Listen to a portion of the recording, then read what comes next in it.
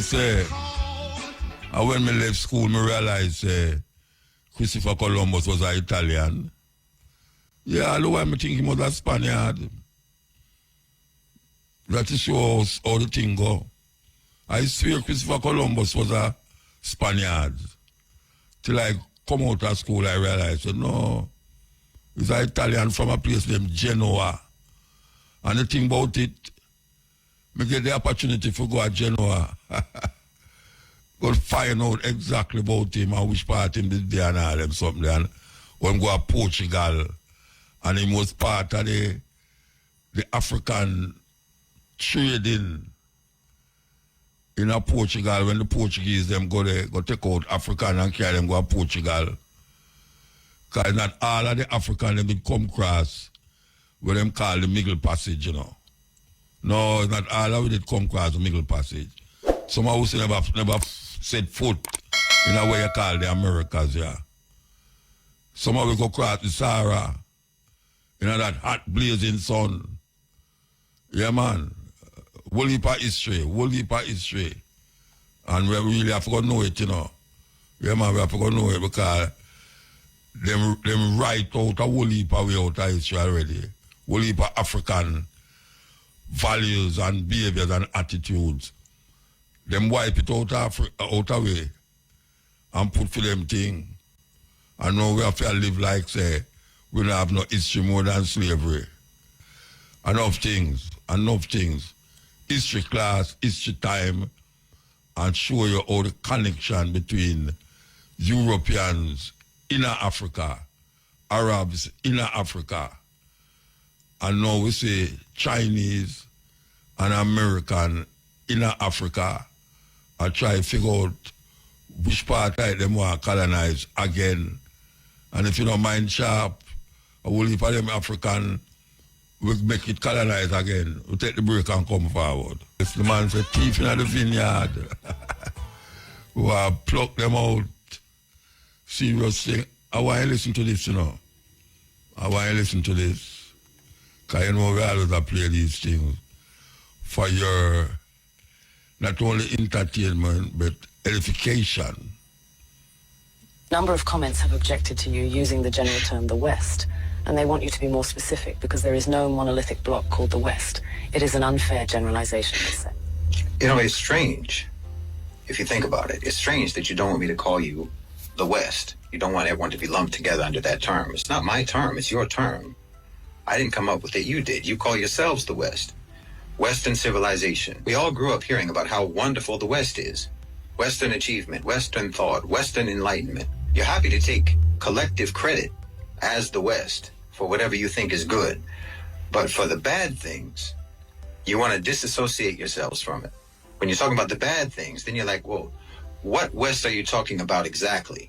Who do you mean by the West? The way you people tell the story, people like Douglas Murray or Jordan Peterson or Sam Harris or Richard Dawkins or Hitchens, Christopher Hitchens, all these types, you would think that every European on the continent participated in painting the Sistine Chapel. Everyone painting in shifts. All of you collectively invented penicillin, from the telephone to airplanes, from the cotton gin to the microchip. You all did that as one gigantic team effort. We, the West, abolished slavery. We, the West, gave women the right to vote. We, the West, developed modern technology. You like being called the West then, but just bring up just one of your innumerable atrocities, and then everyone starts looking around. Who, me? Oh, you must have me mistaken for some other person, some other West. Shaggy. It wasn't me. My forefathers didn't own slaves. My forefathers didn't slaughter the Native Americans. My forefathers were just poor, innocent peasants. I have nothing to do with it. Innocent as can be. You want to take collective credit, but you want to individualize a man who killed more people in a matter of seconds than anyone in the history of the human race. And not to mention every American president after Truman. From the Korean War to Vietnam to the dirty wars in Central and South America to Panama, the first and second wars in Iraq, Somalia, Afghanistan, Libya, Syria, and before Truman, I don't think that the United States has had a single decade in its history when it wasn't slaughtering some people somewhere in the world. These are all products of Western civilization too.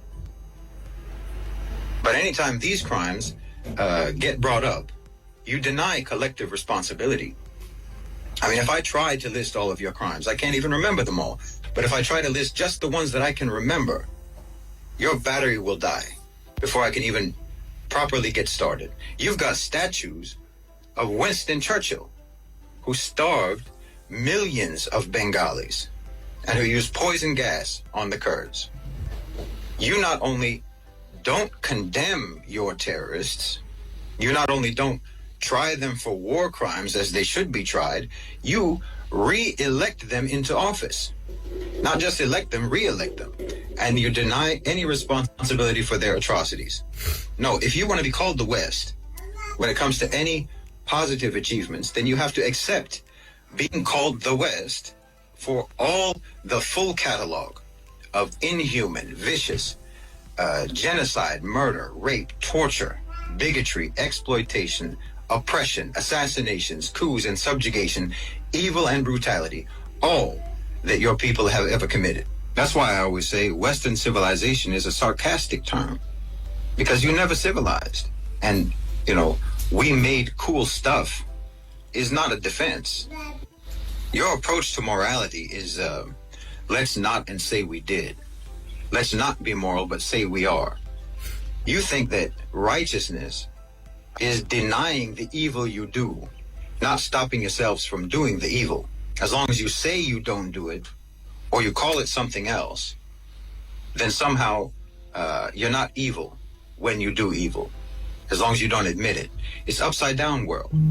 Every day is backwards day in the West. Bad is good, wrong is right. It's no surprise that you think that a person should be called whatever pronoun they self-identify as, because that's what you've always believed. That's what you've always done. You self-identify as virtuous, as moral, as righteous, freedom-loving, tolerant people, even though you have never been that, and no one in the world sees you as that. But still you insist that that's what we call you. You insist that we deal with you as if that's what you are. You've always believed that the whole world should participate in your self-delusion. So of course you came up with this idea that a man should be called a woman and treated as a woman if he believes that that's what he is, or a woman a man. This isn't new with you. It's always been the way you believed. It's always been the way you functioned in the world. That you believed that you had the right to defy objective reality, and that your own victims had no right to define you, no matter what. You insist on your own blamelessness.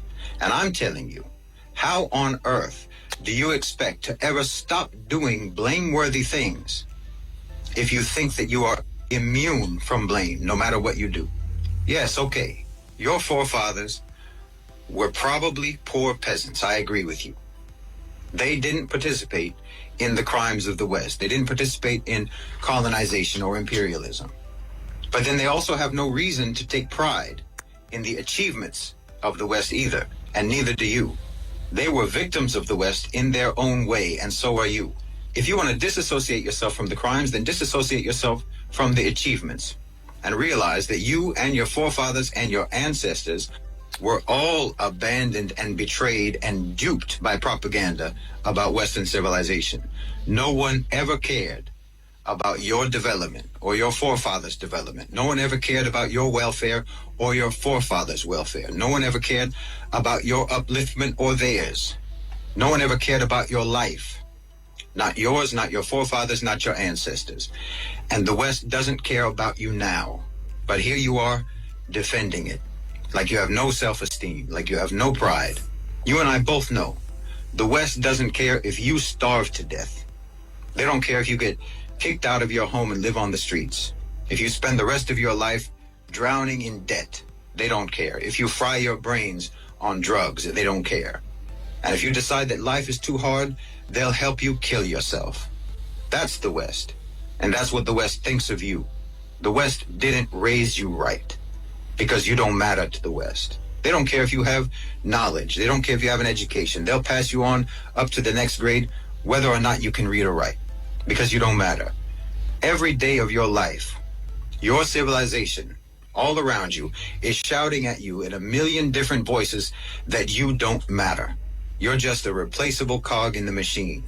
Everyone in the West is regarded as disposable by the West, and still you defend it as the pinnacle of human refinement. You need to break that spell because you're living in a trance of propaganda that's all designed to keep you oblivious to your own humiliation. But then you'll get mad at me for trying to tell you to break that spell, to break that trance. You'll get mad at me because I'm trying to tell you that you need to stop being humiliated. You need to stop aligning yourself with the ones who are humiliating you. You need to stop aligning yourself with the ones that were humiliating your forefathers and that are humiliating you now. And you're going to get mad at me. But you don't disassociate yourself. I'm supposed to disassociate you from them, but you're not. Why should I disassociate you from the West when you don't do it yourself? I'm trying to tell you that you need to break the trance. I'm trying to tell you that you need to break out of the propaganda. You need to break out of the indoctrination. You need to break out of the programming. But you're going to get mad at me for telling you that. And you want to hold on to the programming. You want to hold on to the indoctrination. And then while you're holding on to it, I'm supposed to separate you from the indoctrination that you're holding on to. So how are you supposed to change? Before the 3rd century, the church in Rome was one of many churches that were scattered all over the Roman Empire. The reason the church in Rome later became the head of all the churches of the world and dominated the Middle Ages was because it joined hands with Emperor Constantine. As a result of Constantine's pro-Christian policies, many people who believed pagan gods converted to Christianity. This consolidated Constantine's political position, and there was no need for the church in Rome to refuse the converts because it was a good opportunity to secure its religious position. After the church in Rome accepted pagan idolatry and doctrines, it was quickly secularized. During the Middle Ages, it was even hard to tell the difference between the church and the secular world. The Catholic Pope enthroned kings, and kings protected the Catholic Church. Opposing the Catholic Church itself was rebelling against one's own country.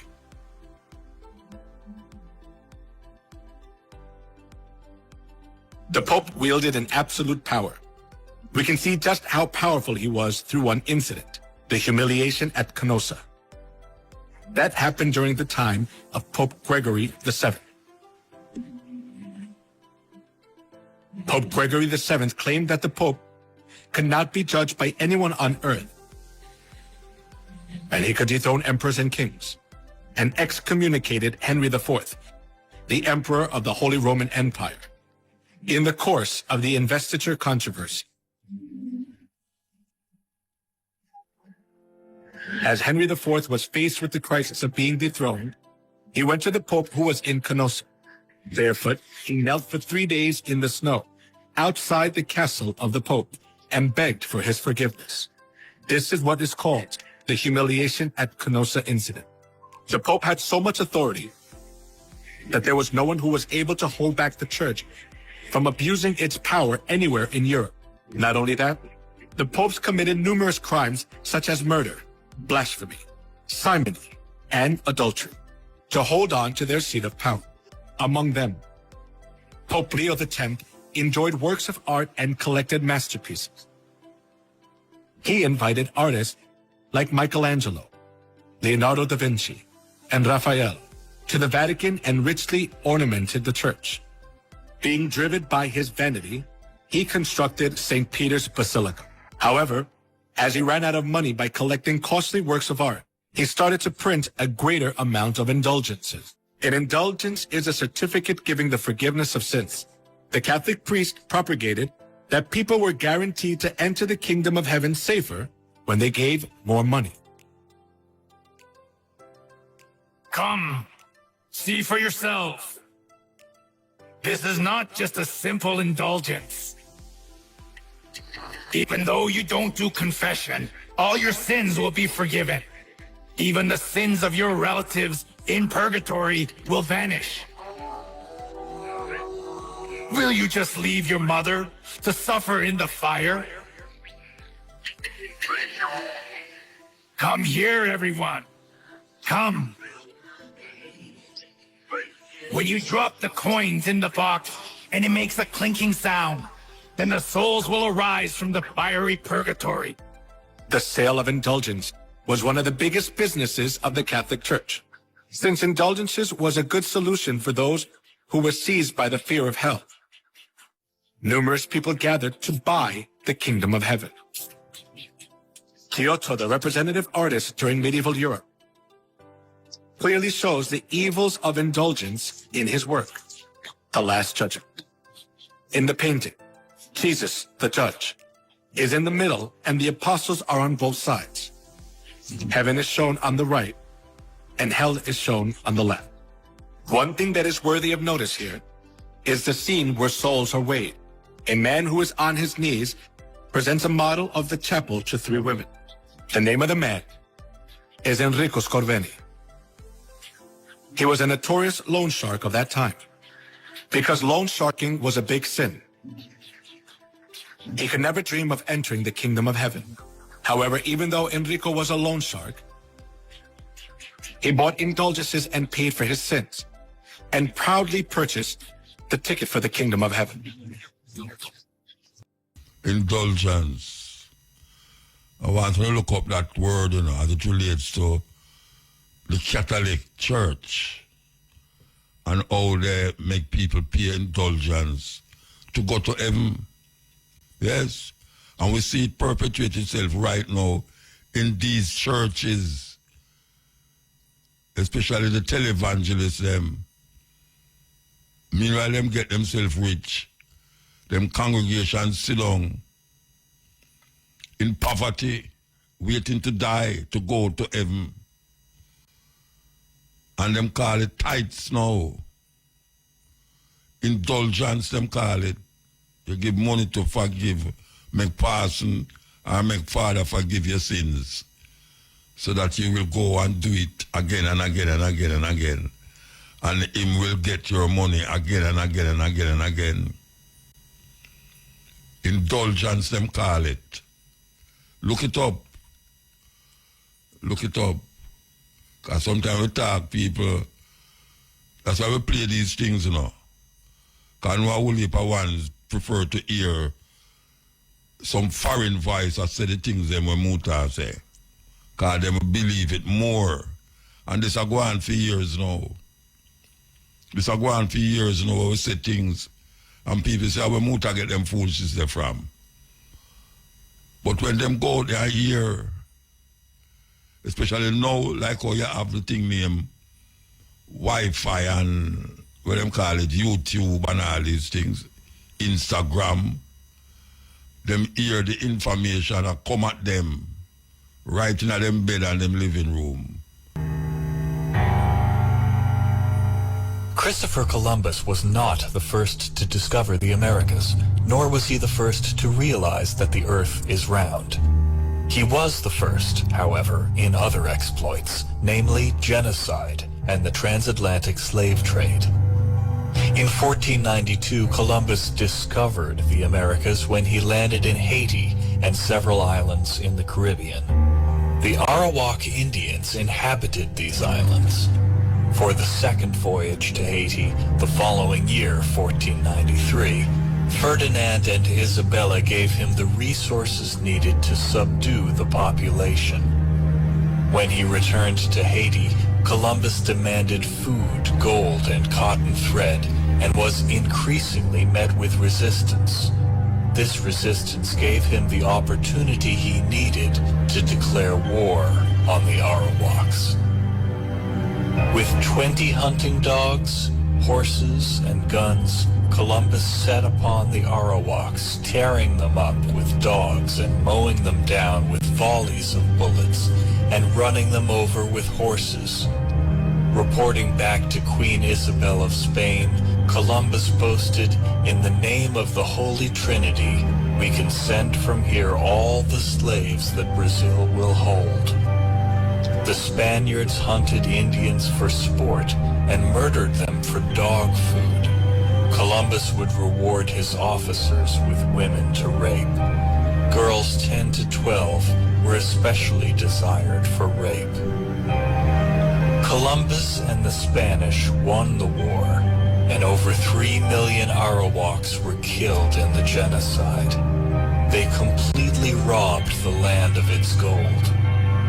This is the truth about Columbus that's not recorded in your history books.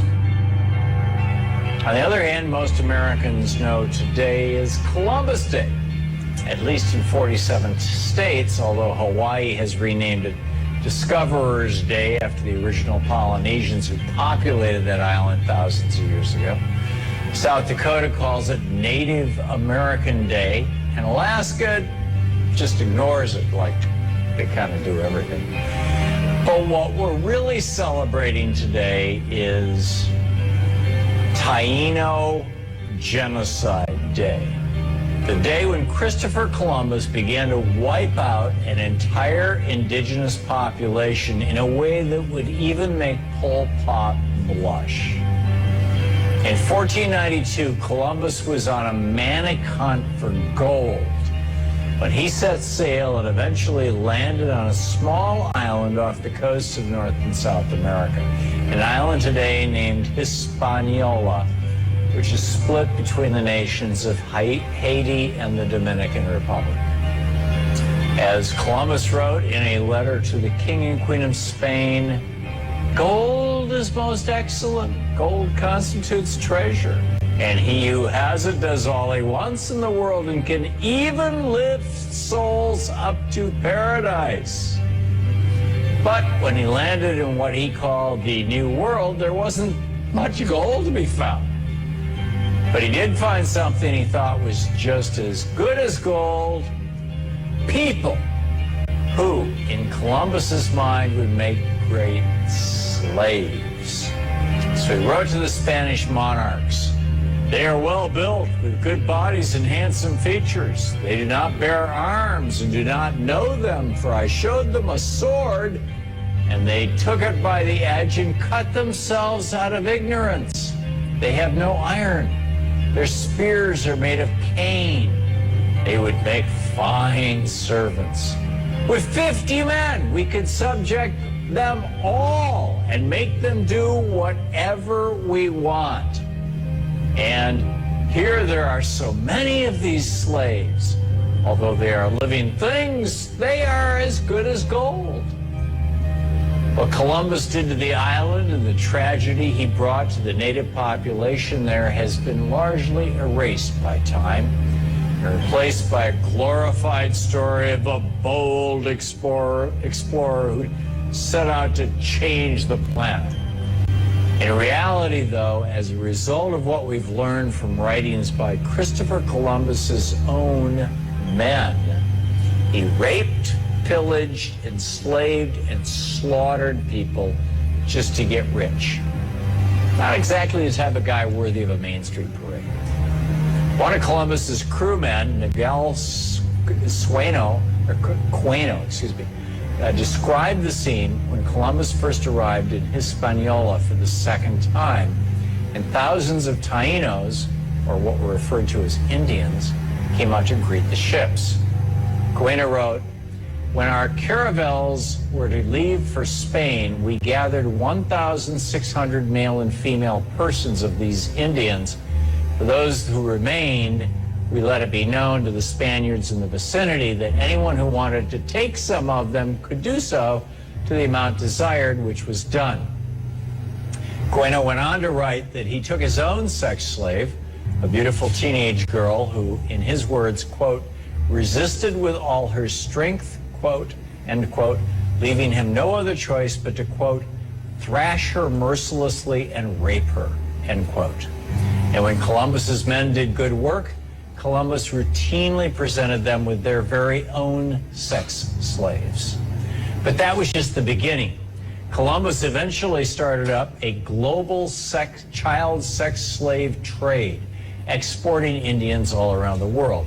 As he bragged to a friend in a letter written in 1500, 100 castellanos, is a Spanish coin, are as easily obtained for a woman as for a farm. And it is very general, and there are plenty of dealers who go about looking for girls. Those from 9 to 10 years old are now in demand. Eventually, under Columbus's orders, life for the Taino on their homeland of Hispaniola became so bad that they resorted to mass suicide. As the Spanish missionary Pedro Cordoba noted in 1517, 25 years after Columbus arrived. As a result of the sufferings and hard labor they endured, the Indians choose and have chosen suicide. Occasionally, 100 have committed mass suicide. The women, exhausted by labor, have shunned conception and childbirth. Many, when pregnant, have taken something to abort and have aborted. Others, after delivery, have killed their children with their own hands so as not to leave them in such oppressive slavery. By the time Cordoba wrote those words, the indigenous population on Hispaniola had plummeted from roughly 3 million people before Columbus arrived to only 12,000 25 years later. A few decades after that, not one Taino was left on the island.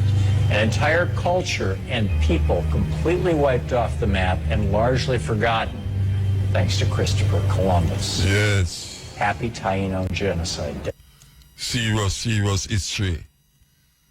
As we have said, we have played these things for your edification and for you to really sit down and think about it.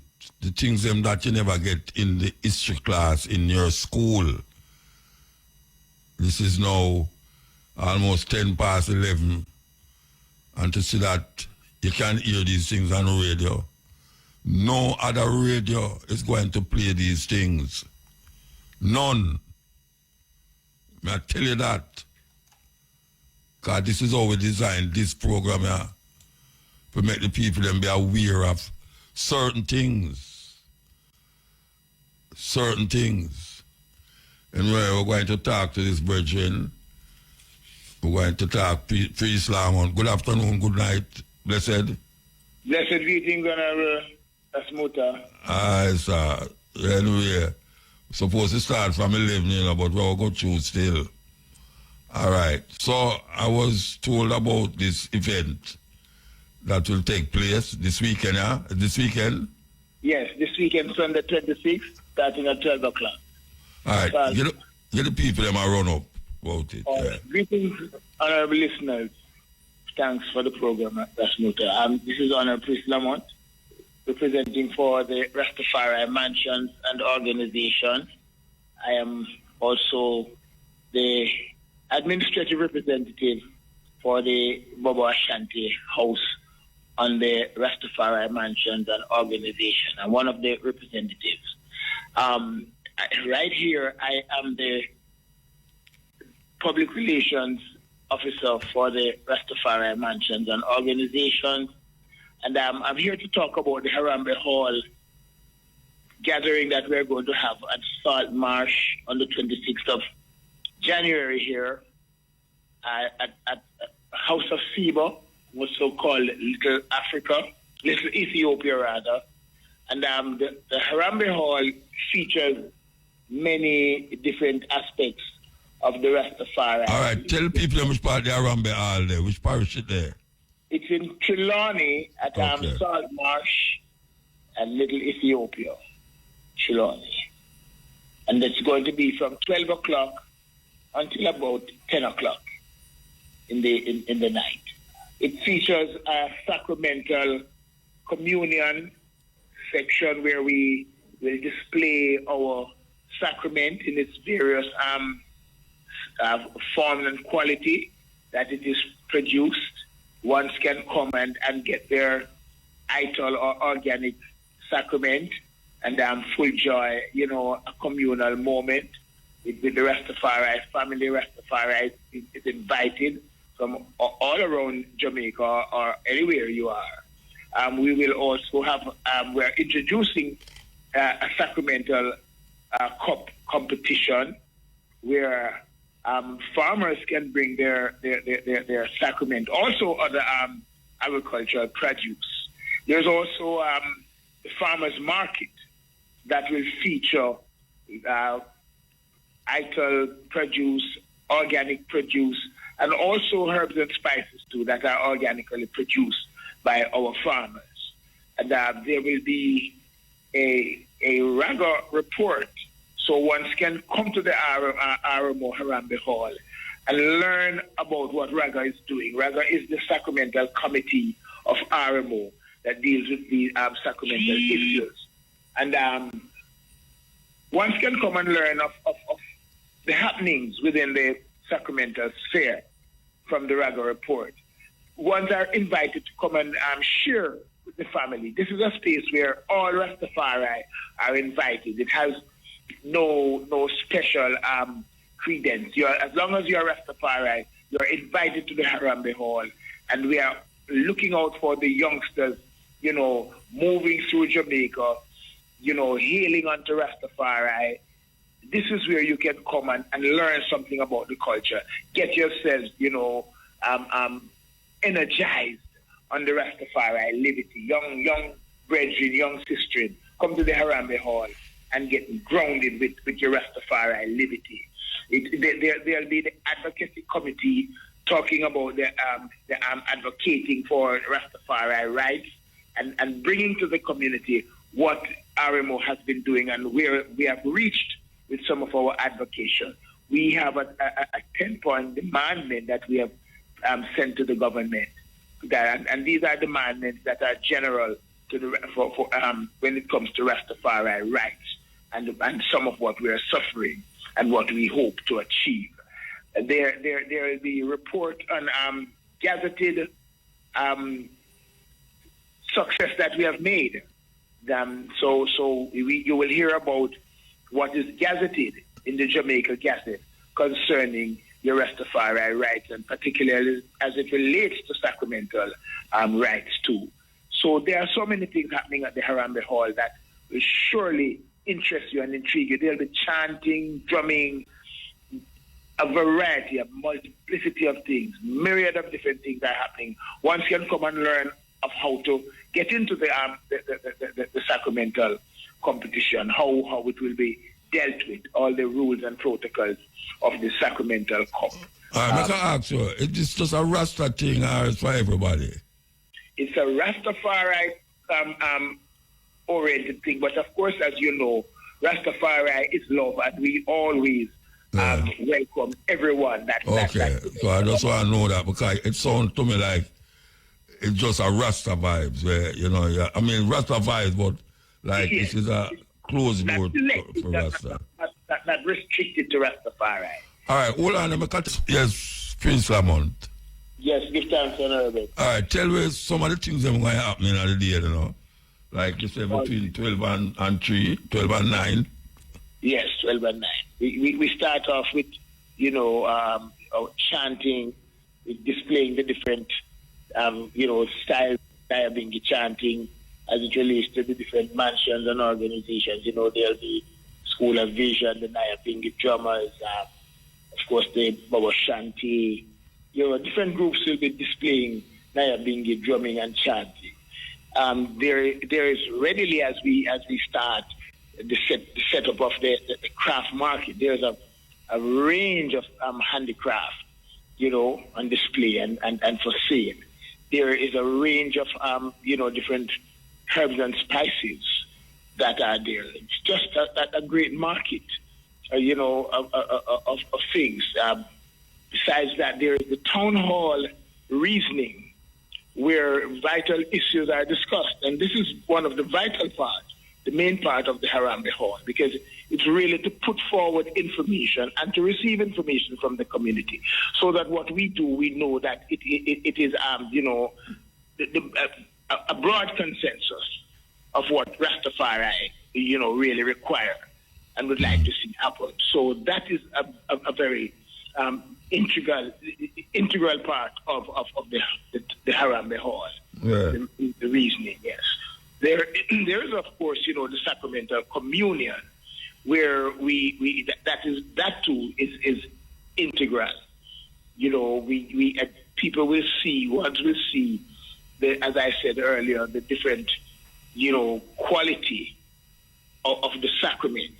And we learn too that those who want to be involved in producing sacramental ganja, because when we talk about sacrament, we're really talking about our ganja, which is our sacrament. And we aim to let one get a standard procedure of operation in terms of producing the sacrament.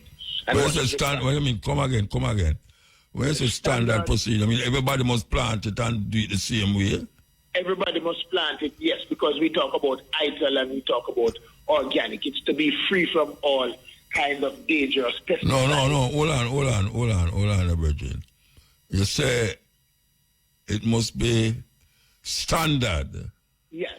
No, when you say standard, it means all the ganja them must be produced the same way. As long as you are producing within the RMO RAGA framework. And that's why we have the competition. So, you mean for the DS program, not just ganja in general? No, for the program. Okay. For sacramental ganja that will be in the program. Okay, all right, okay, yeah. Yeah, man.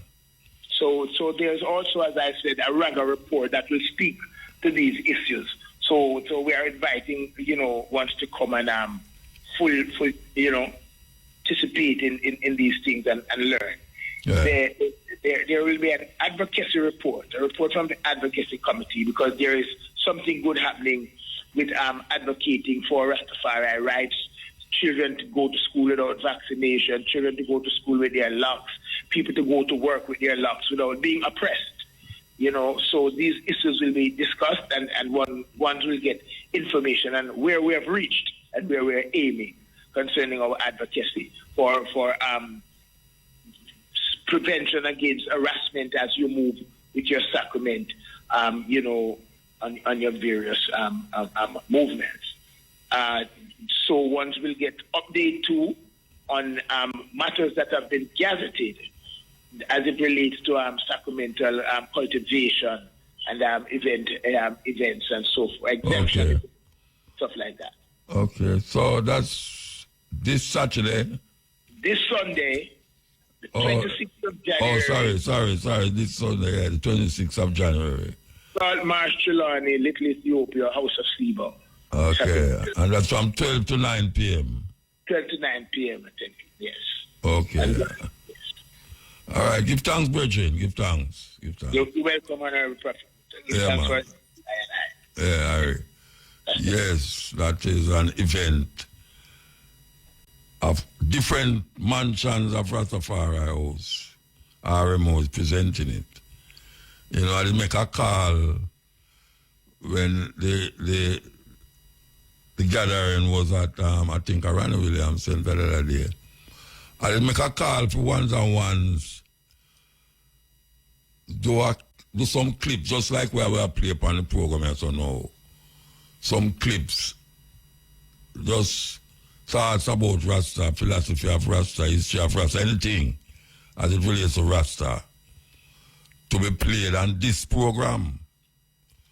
Well, I don't see nobody answer me. I don't see nobody say, Muta, I have a clip I want to send to your email or so. So I still have it in mind still, and I'm still opening that door for any Rastafari group, individual who have something to say, a value, not just a say things. Not just a say. We are talking about a value where, just like how you hear we are playing these clips, so we are playing now.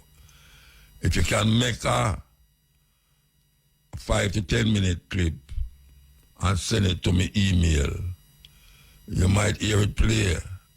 And when I guarantee you say, you must get the played.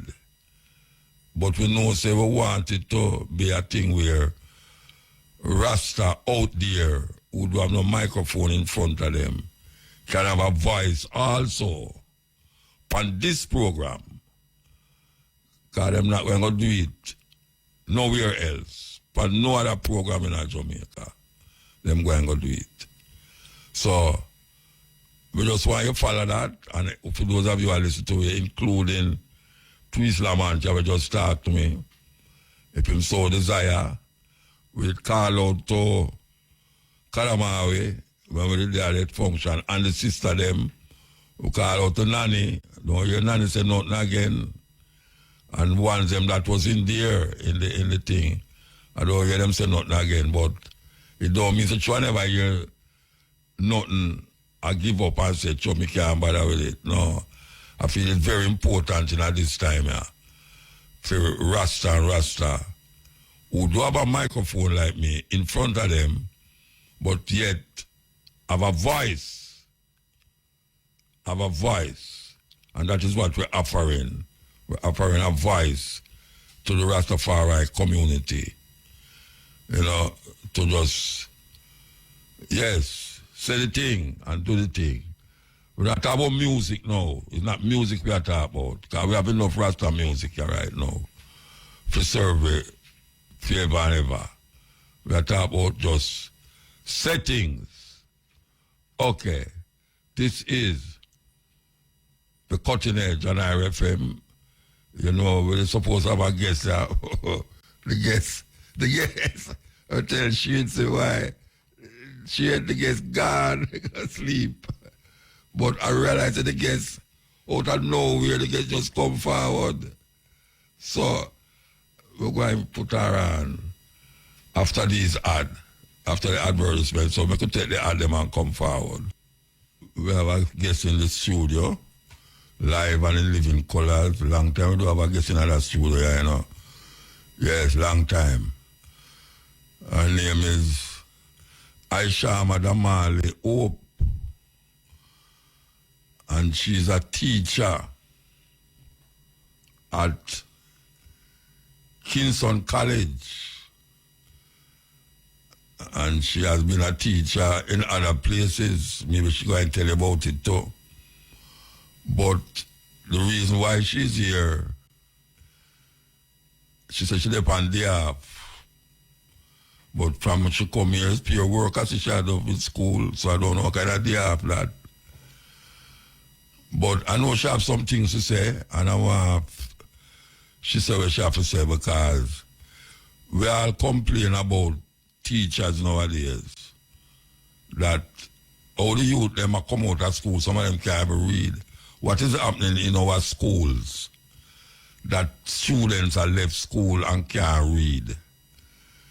Can't do maths and nothing like that. First of all, you can't tell me why I look for it. So tell me why. Why someone pick that left school and can't read? Yeah. It's all right now? Yeah, man. All right. All right. Making it sound as if, it's a teacher's fault. And I think that one of the things that people need to remember is that children's education is not just one person or one set of people's responsibility. As them say, take a village to raise a child. And when the children going to school, they spend like 8 hours at school. So the teachers really only have about 8 hours to make any kind of influence or impact, and all of that time is not spent with the teachers either. It's also spent with their friends. And what the school and what teachers are supposed to do is build on what is happening at home. And so if the foundation for learning and the foundation for being productive is not set from home, it becomes an uphill battle for the teachers. Some of the times we can reach them and we can make a difference, but that needs to be remembered. So what's supposed to be happening at home that your work can be easier when you talk about English, maths, and all these school things? What is it that's supposed to be happening at home first?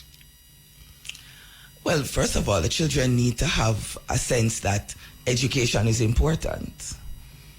Not that why me bother go school when me can go scam. You know, that's a big thing, you know, easy money like that. That still literally is a thing for a lot of them when them say, all right, why am I need to do this? You know, there's also the idea that they need to be cared for. You know, they can't come to school hungry. And you expect them to learn. Them can't come to school tired because all manner of things that keep them up at night time when them they're home, whether it's from the community or within the family them. You know, it's a whole, you know, but it really comes down to more the attitude than anything else.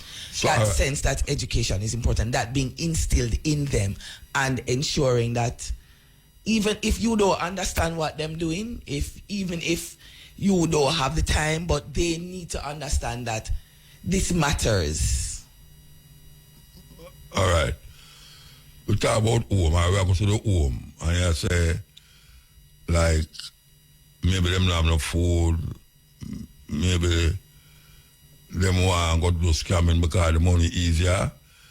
You see, say, from the beginning, the idea of education in Jamaica, it say, get a good education and you will get a good job to make money.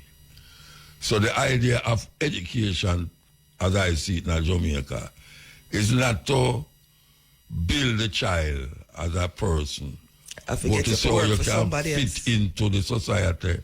We have workplace, not even entrepreneurs, you know, because I don't even produce entrepreneurs, it produce workers, you know, and more of the time is servants. So you don't think it start out that way why your job so hard and not necessarily, well, I'm not going to move the parents them from it. Yeah. But there's a deeper thing going on in the society. Which is what I was saying. So it's not just one thing. That is correct as well, because Jamaica's education system was not designed to create people who create and who own stuff. It's one plantation with depend. Plantation they here on, and a plantation system it basically depends. So it's like you need to grab where you can grab. Education not necessary for grab where you can grab, because you can grab it and thief it, you can grab it and do whatever. Yeah, because it's little bit of things the mindset is like it's a little bit of things is available to you. Because there's not very many in their ideas, there's not very many things available to you, and things are important according to what the society say. You want to get a big car, you want to get a big house like Master. Yeah. Like who? Like the Master. Okay. Plantation. The plantation. Yeah. So that is what you're aiming for. All right. You think say all of the teachers them will teach, qualified to teach, that them can reach the level where you are talking about? No. That's a very short, very easy answer. No. So we'll go back to the teacher then. Again, teachers come from the society, teachers come from the homes. Yeah, like the police. All of them. Again, the home is the basic unit of the society. Yes? And it is influenced by the home. It's, I guess, a chicken or the egg. Is it the home that is influenced by the society, or is it the society that is influencing the home? The man will eat the chicken and the egg. It influences the whole thing. There you go. Yeah. So, no, because there's the mindset. There is where do you want to go? And when you talk about qualifications, as I said, we're not necessarily talking about if them they go school and get a degree. A mindset. Are you in a frame of mind where you are going to be taking the nation's children from being slaves to being masters of themselves? And you can convey to somebody the best way to be a master of themselves if you don't master yourself, and all you're thinking about is oh, all right, so me I go to school from this time to that time, and then me need to have a little hustle and For the side too. and me need to sort out that, and then oh, but me can't get nothing here, so all right, this can't help me. I go do something else.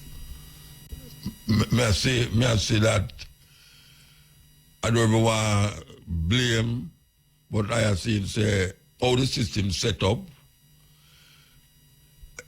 the family, the teacher and the youth get caught in that web of confusion.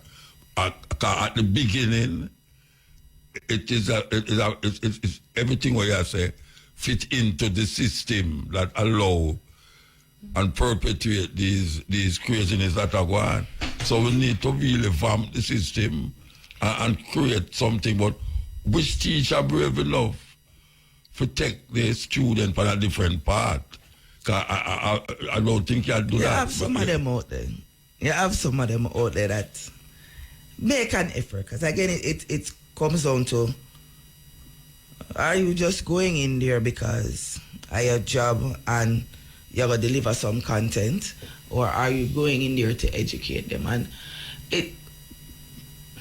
When you think about it, it's like one of the things that for the teachers that I know, yeah, who, when you're reasoning with them and trying to make a difference, one of the things that we tend to hold on to is if we can reach one,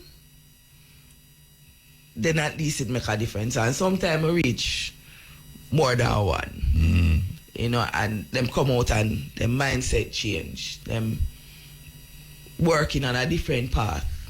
I mean, this is when you talk, when you get to know the teacher them. You mean as in me or with the student?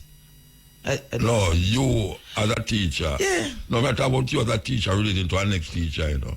Oh, yeah. And how the teacher, is the teacher able to move from the society where we are talking about and continue a journey towards the student and not fit into the society that is creating the problem? You understand what I'm saying? Or more trying to work through the system. Because the only other way for that, the only way for that to actually really truly happen is to create a whole other system. Yeah. Independent of what is happening now. So you can't maneuver yourself in the system. Because some people say, like they say, boy, Muta, why you not going to be a politician, man, and run an election? And I say, I couldn't really go join JLP or PNP because the two to me are the same system.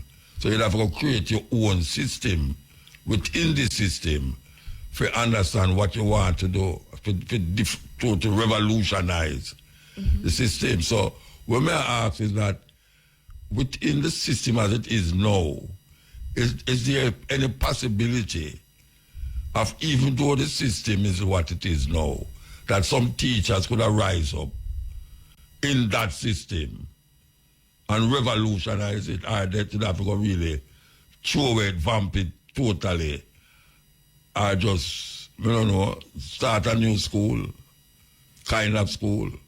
That would be the most, in terms of to see an actual, like a immediate, for there to be like an immediate change, that really is literally what it would require. You know, and not just, because, and I'm thinking back to when I was growing up, and Ras Emo them and Brother Miguel them, and you know, that whole movement that was, you know, trying to do that separate education thing along our separate lines, you know, but I guess, you know, it comes down to it being a solid enough support for it to be continuous. Yeah, because sometimes it starts out good, but because the support not there. Yeah. All right, so let me ask you a question now. You become an international teacher, I must say. I have a daughter. By the way, this is my daughter talking to, for those who don't know. You have become an international teacher. You have been teaching in Belize. You have been teaching in England. You have been teaching in Jamaica. Now you're back in Jamaica. what is the difference with the teachers, not the students? We still come to the student, but what is the difference between the teachers, for instance, in a Belize, as opposed to in a England and Jamaica? What's the difference? The 3 places that you teach in, the 3 different countries. Where you find the difference is in teaching? I think from a teacher perspective, I would say one of the biggest differences is the class sizes. What? Class sizes. In terms of being able to teach. So Belize is twice the size of Jamaica, but their population is like 400,000 Yeah, people. we are 3 million. Yeah, and half as much land. And what that causes is like, I remember one of the times when I went to KC, when I did just go KC, I remember one of my first exam, grade 11 classes, I had like 50 odd students in the class. In a KC? Yeah. You teach 50 odd students? Yeah, CXC class, not just regular class. Yeah, 50 odd students in the class. And that class, like literally almost every day, the class, if any day when the whole of them come at school, the classroom are overflow. Yeah? And that's a one teacher, you don't have no teaching aid or anything like that. So it's just you one with the 50 odd picking them. And that is not an uncommon occurrence. At the primary school, that is almost standard. Yeah? So that is go on in a high school too? Or just a primary school then? No, I'm saying in the high in the high school, on average, the class sizes are between, if you're like between like 35, anywhere between 35 and 45. That's how in a Jamaica? Yes, like now, the class size that mommy I deal with now is the smallest class, so that'll be like 40. You teach 40 picnic every day? Me personally, no. No. Me personally, no, and that's because of the program with KC I try run, because I mean, I maths me teach, but like for the maths, them try cut down class, because Ministry of Education will tell you that the student to teacher ratio at the high school level is supposed to be 25-1. Yeah? But one of the problems that the school them have is every year the ministry are sending more and more students to the school them, and the school space them now getting no bigger. Yeah, the teacher them now get no more teacher. Yeah, that's a whole lot of it. Yeah, no, yeah, I'm not going there, so but yeah, that is all right. So now in a Belize, so like on average the class sizes were like 20. So like when my son was there, because he was going to start. And he didn't like it there because a technical school and I'm handling him, I deal with and everything like that. But the subjects he was doing well in was like agriculture. And them subject that him and art, and that him I get him 90s and 80s. Everything else are like 20%, 30%. He went to Belize, and for me that was one of the biggest things them. Him go Belize and him drop in a class where I think I like about 16 or 17. Oh yeah? Students in him class, yeah, and him start top the class. Him top the class, him start the cooking, him start excelling at that, and the whole of that take off, like him grades them went up. So apart from the teaching part of it, it makes it easier for the teacher to be able to reach each of the students, not just the students, but to reach individual students. You remember them name? Can remember all of them name, first and last name, as opposed to just last name. And you can remember them. It's easier to do that. It's easier to identify the issues that they're having and to be able to meet them at that level. Yeah. It poses different challenges, obviously, because that Belize is a bilingual country. So, that's the next set of things that, that make you have to adapt. Being in an international space. But, so those sorts of things, because in general, education, they will tell you, differentiated instruction, catering to the students' needs, student-centered learning. When you have 50 odd picnic in front of you, 40 odd picnic in front of you, it's kind of hard to differentiate if you cannot identify what it is. one of the other things with Belize too is them always say that when Jamaicans go places, them excel. And part of it is Jamaicans, I'm gonna say it again. Yeah, the slave mentality in terms of say you need to get up before the crack of dawn to start work, and in a headspace you're not supposed to done work so till the sun go down, and you have to fill in as much work in them hours there as you possibly can.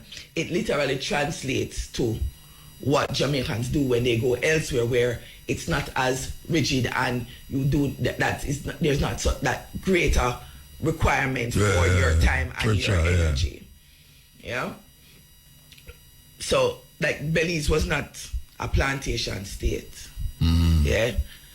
It was owned by the Spanish and then the British thief. The British thief, they never get independence really till the 80s. But like the black community that is there, the Garifuna them, they were never slaves. Indigenous people. Yes. So them, that kind of mentality, it's in one aspect it's a plus, in another aspect it's not necessarily when it comes on to education and their attitude towards education. It's kind of similar. And to be honest, it was also similar in England. So when we're talking about... So in England you have the same amount of all the England population going to the class? My England classes were about the same as Belize on average. Okay. But for some reason they kept giving me big classes. So I had like 30. So like they have the seats in the... You have 30 in England? Yeah, like 2 of my classes I had 30 students in. They don't come back to Jamaica, they're not coming back to Jamaica. But the thing with that though is, even though I had 30 in there, once they've identified that a student has learning challenges, learning difficulties or whatever, there were teaching assistants there. Okay. So I was not like the only adult in there. So like when I was teaching at Mutabaruka and I had the 2 blind students in my class, I mean same. You just remember say a teacher at Mutabaruka too, you know. You're a traveling teacher, man. Gypsy. I mean, one did have to deal with them. When I got to England, I had a blind student in my class too. I knew how to deal with him because I had the experience of dealing with him. But like the resources that were there, you know, it was a little bit more was available, and he had a dedicated teaching assistant for him. Yeah, there were other children with disabilities. The school that I was at was one of those schools where they tried not to segregate as much as possible. So when Jamaica would have School of Hope, where children with disabilities and stuff would have gone, there are not very many schools like that there. But they have different sections for them, so they try to integrate them. Yeah, I had 2 what them called SCN classes, that's special education need. So I had 2 classes like that. Those classes I had like 10 students in there. Yeah, so in the class now you have black and white student or just pure black student in the class? No, not at all. Alright, so this is England or Belize we're talking about now. So, no, England or there. Oh, okay, because Belize did have them mixed with them. Multiracial. With them Spanish and them Mayan and them Garifuna and them Creole. All of that, it mixed in there. So there was that. And that did pose some in terms of racial issues and stuff like that occasionally. Not as great. England was like literally more of a melting pot. Like when Miss Lou did say it's in a full effect. Colonization in reverse. Jamaica colonized in reverse. But not just Jamaica alone. Yeah. Like Nigeria. Everywhere where England did colonize. Yeah. You have to pick me from there. India and them did it. Yeah. And them find in your class. Yeah, man. They had the Indian them let me not say Indian, because they were Pakistani as well, and they do make that very clear distinction. Yeah, but are the same people, but are the British class them? So they're Asians. Let's call them Asians. Yeah. All right, we're going to take a 12 o'clock break, yeah. And the continent we're talking to I don't know if I must call her international teacher, you know. She has been to different countries teaching in different places. And it kind of, to me, kind of cute because, well, the Belize situation with the Garifuna them is one of the most profound thing to me, in that the Europeans them go there, but the Garifuna them still there. It's not like Jamaica where you hardly see no Arawak, or what them call them Taino. You hardly see them, right? When you go to Belize, I actually go Belize and go up on all the pyramid them down there, with the temple them and all them something there. And then you can say Africans, distinct Africans, what we call Caribbean Africans, and mixed culture, mixed race of people.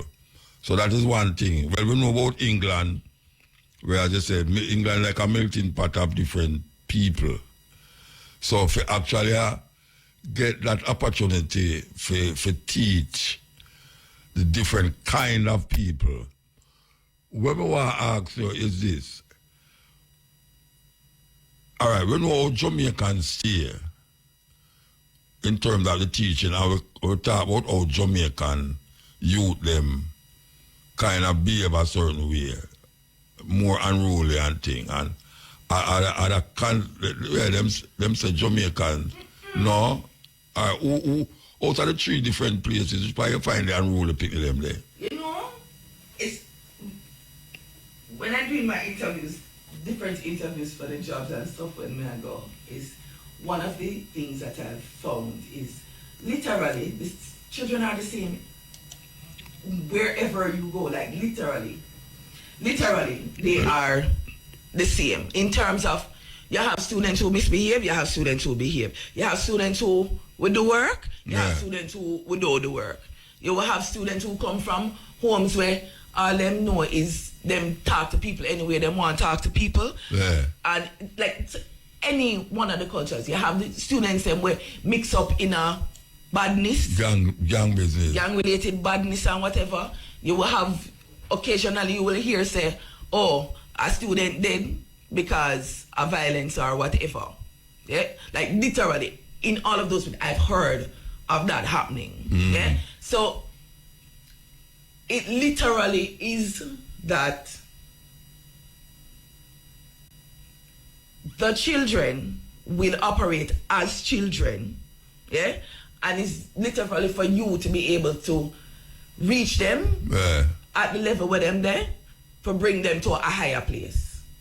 Not necessarily where you might want them to go, but like one of the things I keep telling my students, the same thing I tell my children, that every day you're supposed to in a competition with yourself, nobody else but yourself. So you're supposed to be trying to be better each day.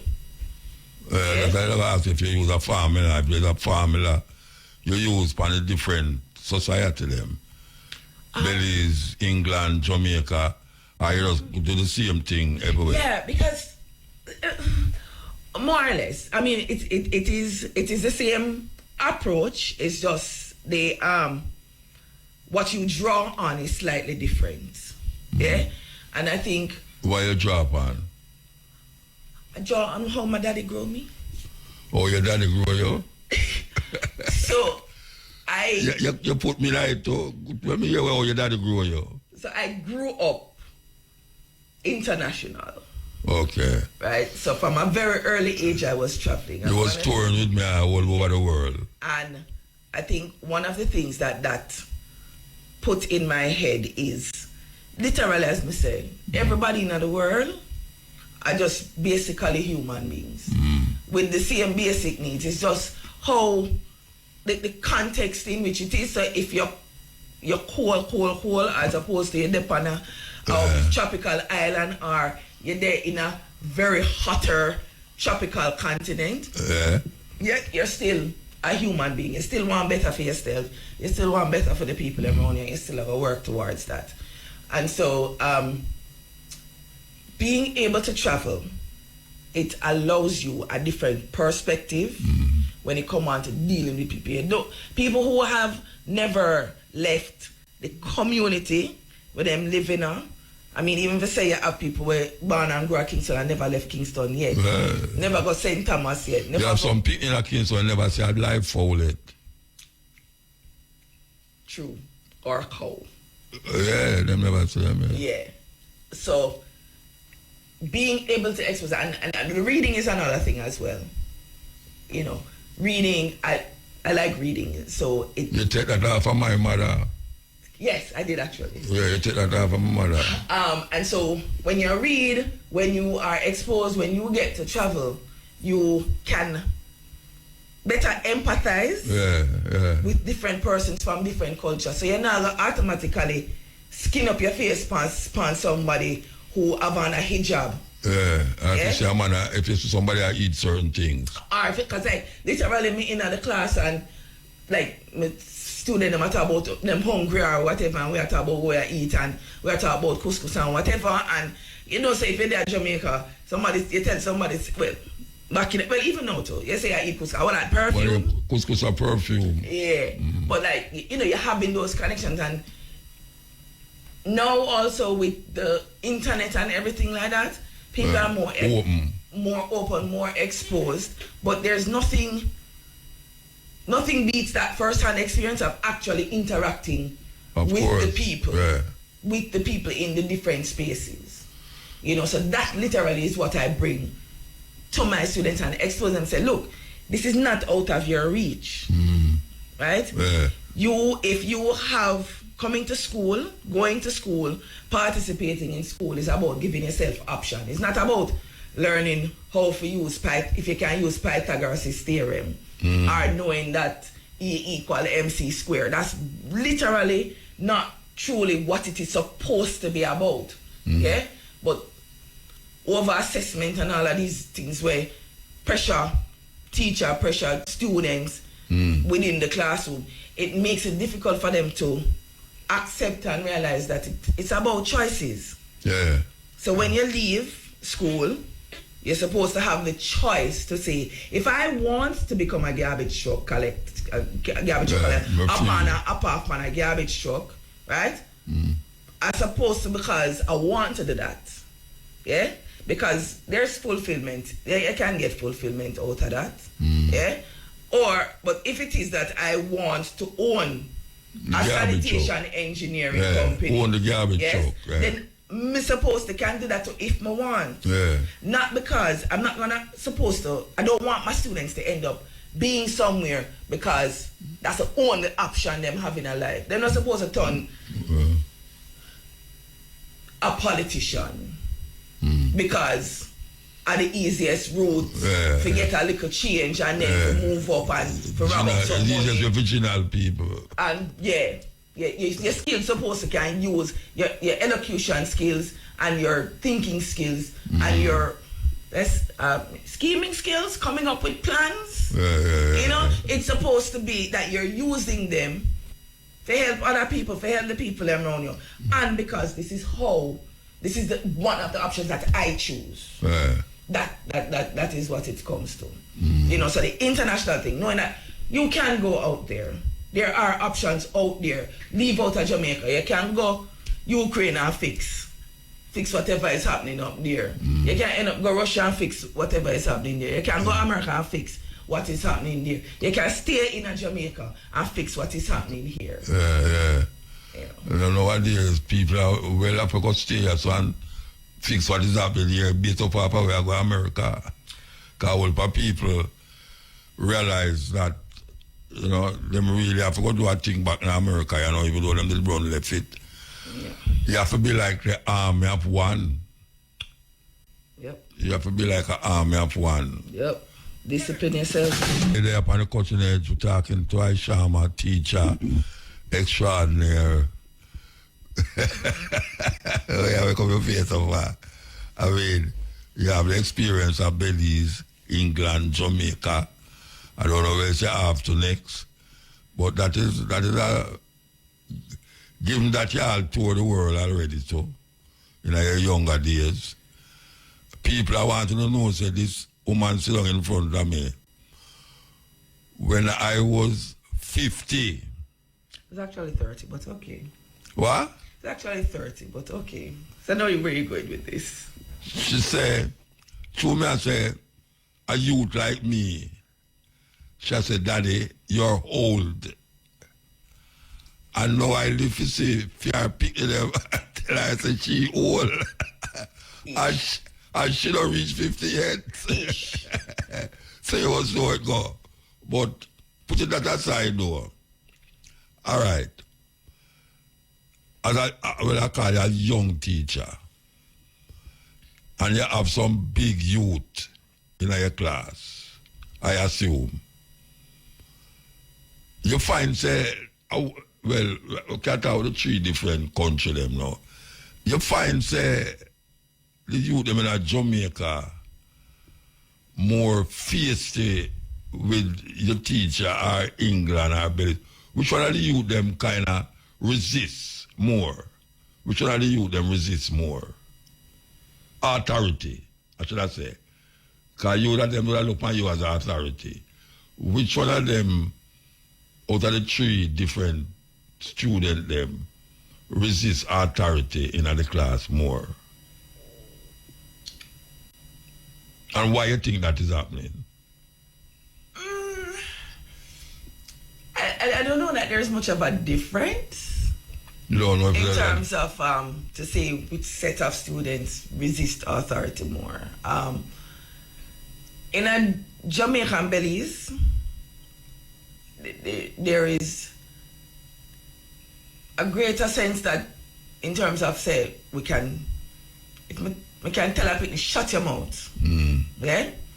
And all right. Or stop going like you're idiots. In England, there's greater restriction on what you can say to the student. To the student. So you can't tell the student shut your mouth. Yeah, no. Or come out of the class. Yeah, no. Why not? That's. They're gonna report you. Yeah, literally.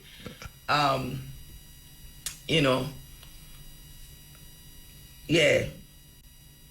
So it's more that than anything else. Like the students in England, I would say it's not, and again, because I really don't have that much of an issue with students.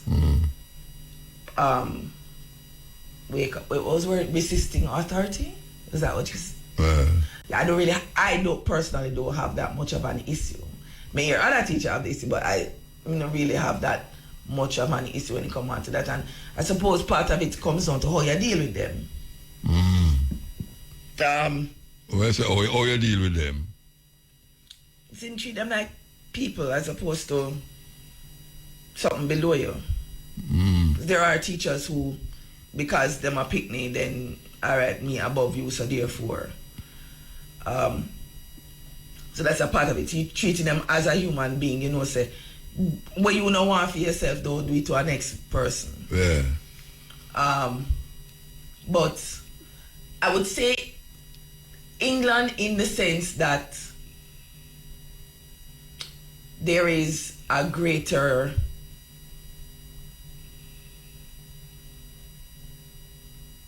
I suppose it's really not a bad thing when you look at it though, but there's a greater sense of accountability and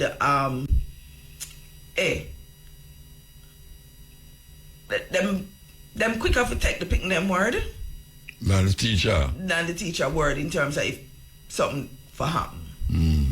And so the students there, you have some of them where they know that that's the case. And so literally you will have more instances of students saying that this happened when and them use it against the teacher. Yeah. And them know the law they say them them will get the right. Right. But when you say in terms of, as I said, against authority, I mean, I personally don't have that much of an issue with that. So the students them don't come from the same kind of family. No. Like broken family, as like Jamaica, like Belize, like England. Them don't have the same pity them where them family. They exist. Them need some family guidance. I don't know. Yeah, they exist. But You see, why I ask you that question then is that the first thing we start out with is how the family. What the family have to do with how the students react in a school, you know, and we shall say the family, sometimes the teacher, we talk about the teacher relationship with the student, and the teacher and the student relationship with the society. So what we have now is that England, as our colonial masters, the relationship, you say, is that in that part of the world, the student is more recognized on the right of way than the teacher. If the student can cut up something and say, she tell me this, then would have more want to believe the teacher. In a Belize, it's like Jamaica. Right.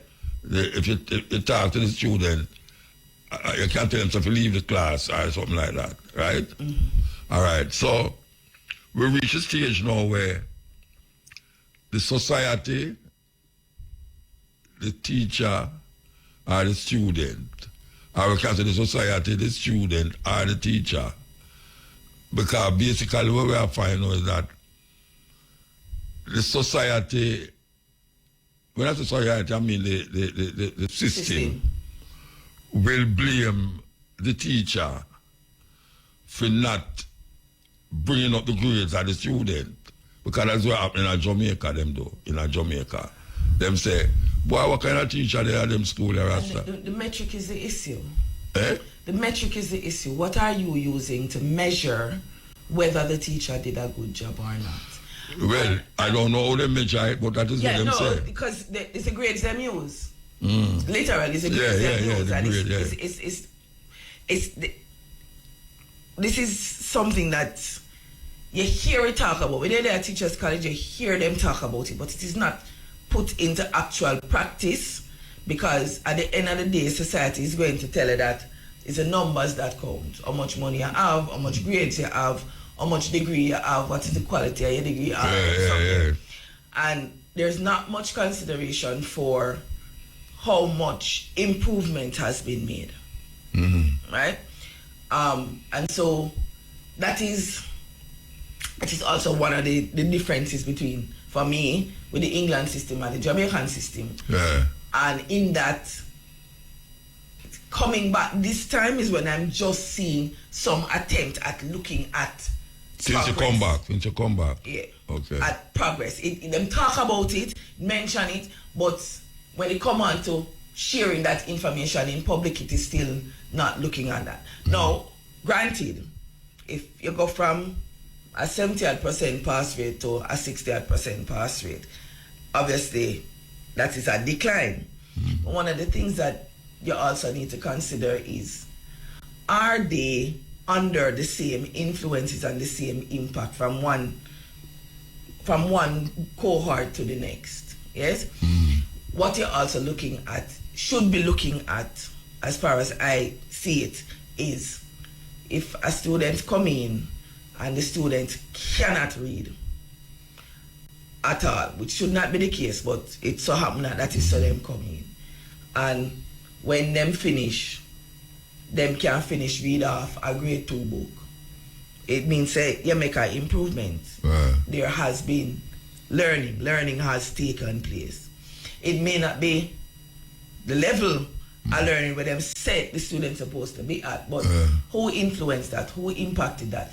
Is that the teacher? How? Which teacher? How is that going about? And I think that is not being recognized as much, because by and large, right, the schools where the pick them don't come in with 90% already, 90%, them done at a particular level. So yeah, you're supposed to look to see if them go down, but the improvement is what needs to be tracked. Yeah, how the teacher interact also. So the students' attitude towards learning is something that is a little bit more difficult to monitor and track, but you also want to consider that, are you influencing the student to become an independent learner?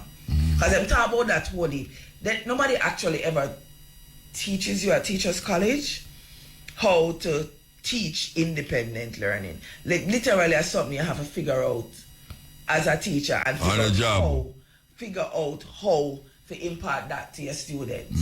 You know, because what you want is, like, if no teacher is there, what is the attitude in your class? If something happens and the teacher can't do that, will the students in your class go on, settle and continue to learn? Will they independently go out and say, okay, this is what I'm supposed to be learning? What are the avenues for my learning? Right? I mean, I tell my students all the while, let YouTube be your friend. YouTube is not just for music and entertainment and whatever. Anything where you want to learn, literally you can go look on YouTube and go watch. Greater than the human brain. Yeah. As it relates to information. As it relates to a repository of information. Like literally you can go in there and access it. Yeah. And that is something that I have to teach. Well, I don't have to, but it's something that I choose to teach my students. How to use a YouTube video to learn. It's not just sit down and watch. Oh, you do that? That's beautiful. Because I always said it's part of the program. What? The same thing that the iPhone and the computer, the memory in there is more than what a human being can. Yeah, man. So you need to use it. Pause it. You can yeah, that's why sometimes when I say something, I say, go and go look on your YouTube and find it. Don't expect me to go tell you the whole thing. Or Google it. Yeah, because I put something to you, and you want me tell you the answer to the thing. Oh, yeah, no? You must go to your work. And that is something that that my students get upset with me all the time about too. Because you left it to them to do it. And I'm not going to say to you, yes, do you think you are correct? Did you do it correct? Did you do what was supposed to be done? What you did, will it work all the time? And I know like some students get frustrated with that because and it's one of the things that when you talk about stifling creativity, like teachers will do that too. Like even in the maths classroom, right? All right, so you're supposed to add that first, then divide that, then do that. But at the same time, is there another way that it can be? Yeah, I could take a time break. I should I take some call, to see if anybody want to say something. Mota. Yeah. Yeah, so, say, I kind of want to jump into the argument a little bit and see if I can say two things in regard to all of what you talk about with Aishi. Of course. All right. So, one of the first things where I want to mention, and may I kind of go a little way back. In 1962, as we would have know, say, Jamaica gained them independence them time, the thing. So, we have what we call, over the years, different governments do different things, and after a while, them come up with this commission and investigation and whatever. So, in our history, we have a commission which was put forward from back in the early 1970s, the De Costa Commission. And the commission, it was to look at some things where it go on from the early part of the 1960s, just after we get independence.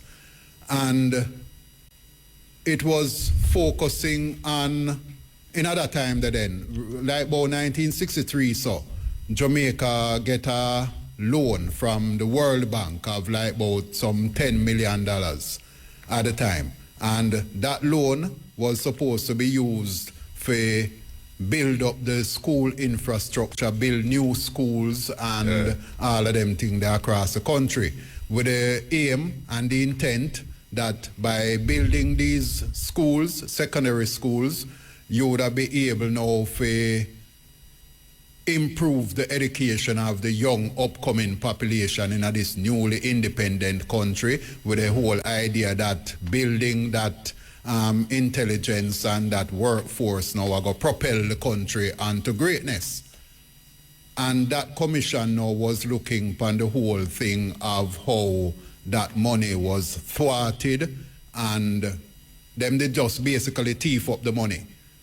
And fingers were pointed to Mr. Burt, as the man in the ministry at the time who, him was the main man where they do them thing there. So that in itself, I figure say, is a big point, meaning say we start off on the wrong foot because when we education system should have been built to the point now where we could have be a force in the Caribbean and in the world. The politician them undermine that, and so we start off on a wrong footing. Where's about that? Well, maybe you're too young to know about that. Yeah, and so I want to go on now from this. So I just did mention that first. Yeah. But some of what Aisha said now, I want to agree with her in a whole lot of what she said. In terms of when you ask her about the teachers and the interaction with the students and all of them thing there, So how them go about them teaching. And may I say these things now because may I kind of get a little bit more insight into teaching in a little bit, not because me in it, but me close to somebody now who involved in it. And so you find now that the thrust from the teachers' colleges and the people who are train these young teachers is now what them call a blended approach with the whole idea of like, you have different youths in our class and all of them have different varying backgrounds, different levels of understanding and whatever. So how you get across now this lesson to them that all of them are going to understand. So you have in the class a youth who can read well and you have a next youth who might not read so well but him draw good. So now the challenge is for the teachers now for try to get out of the student. So them are change their approach. Instead of where now you are trying to put in at the student head and teach the student based off our curriculum. You still follow the curriculum, But the thing now is for try to get out of the student what them have inside of them. Yes, so that them can. So you see, the question now have to be put to the children and posed in such a way that you see the youth can write a good poem, maybe him write a good poem to express himself. The next youth maybe can write the poem, but him can recite the poem in such a way, a compelling way that when him recite it, you get the meaning of where the person who did write it try to express. So that is the thrust of where they might try to bring teaching to, that each student learn at different levels and express themselves in a different levels. Just like what Aishida say, in terms of like, you have the student now where like some student are go in the field of, say, the example where should it use like for the garbage truck and thing. You might have a student where him good at own the garbage truck. Yeah, and then you have the other student now who want to get into the business aspect of it for own the garbage truck, So you bring out the different aspects out of the students them. But one of the issues with that, because this differentiated instruction is not new coming out of teachers' colleges. Yeah. Yeah? It's not anything new coming out of instruction and instructional design and stuff like that. One of the main issues that I have with it, and from the moment I went to teachers' college, it is something that I questioned and push back on, is that you can't tell the teachers or instruct the teachers that they are to teach differentiated instructions, teach differently, but yet still, when you're going to assess the students, all of them are going to be assessed the same way.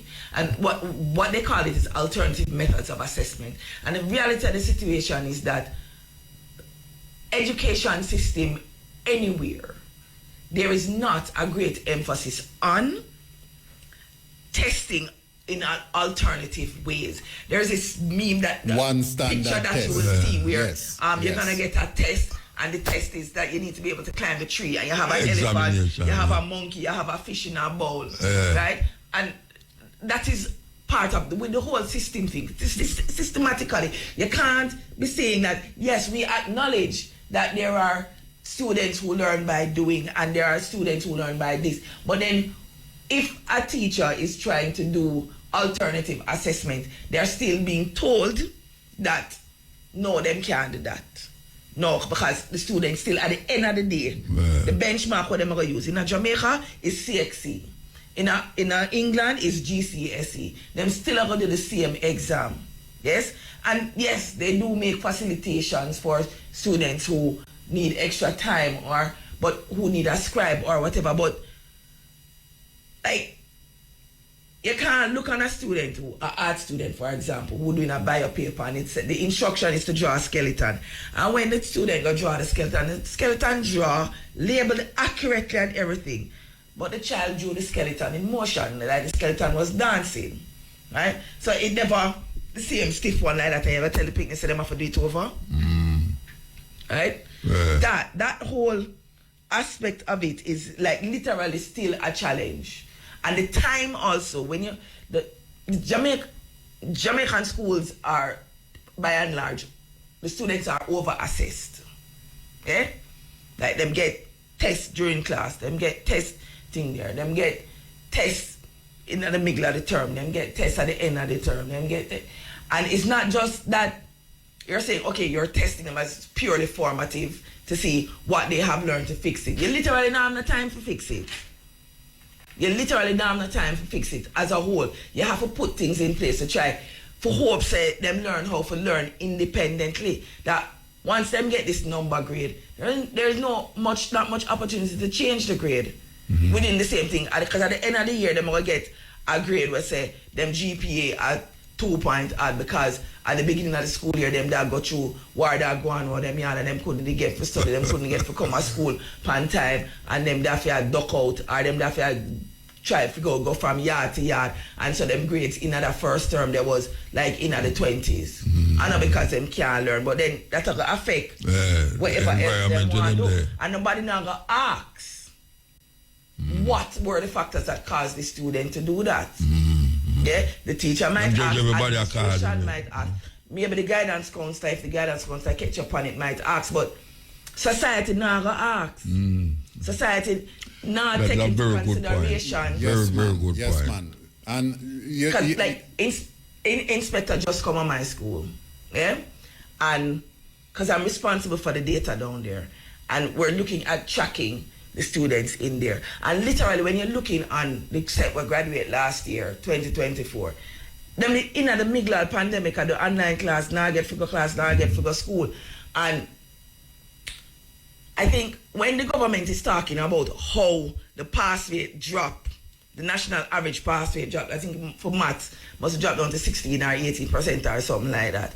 Yeah?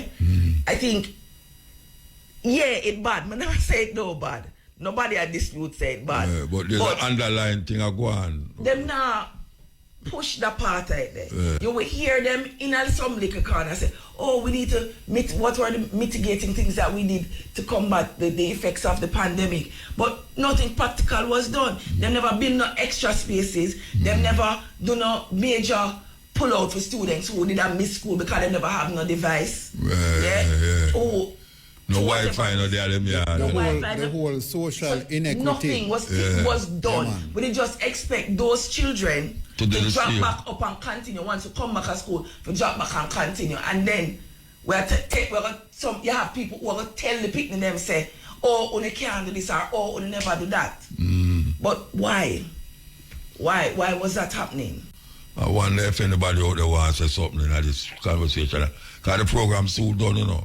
So if you have anything to say. All right. So I just make one more point before we start taking the call them then Muta. So just as we're mentioning that here now and where Aisha talk about Aisha, my and as me I say, and as me I say about like the whole social inequity and all of them things they know. So part of that now too have to do with the schools them and areas where schools there and all of that, because it was mentioned before, like you have the school them now who are top school them and all these things, and you know them are make do and them students are do well, and you find that these are the schools now we have great past student associations associated with them. Traditional school them call schools. But then you have the other schools them now where they in a certain areas when not get the support as much as them should. And so you find, say, for them students and the environment where the for them students are come from now lend to different behavior. A different behavior. Yeah, man. So that is a whole thing in the thing too. Meaning, say, for me, I find it strange and weird when, like, even when me there now down on the North Coast, yeah, so you have in my vicinity 1, 2, 3 high schools in a like about a 15-minute distance, driving distance from where me there. But then you have people in my area now who sell them picnic go school all the way up at Brownstown or all the way at Highgate because them school they are the traditional name brand school them.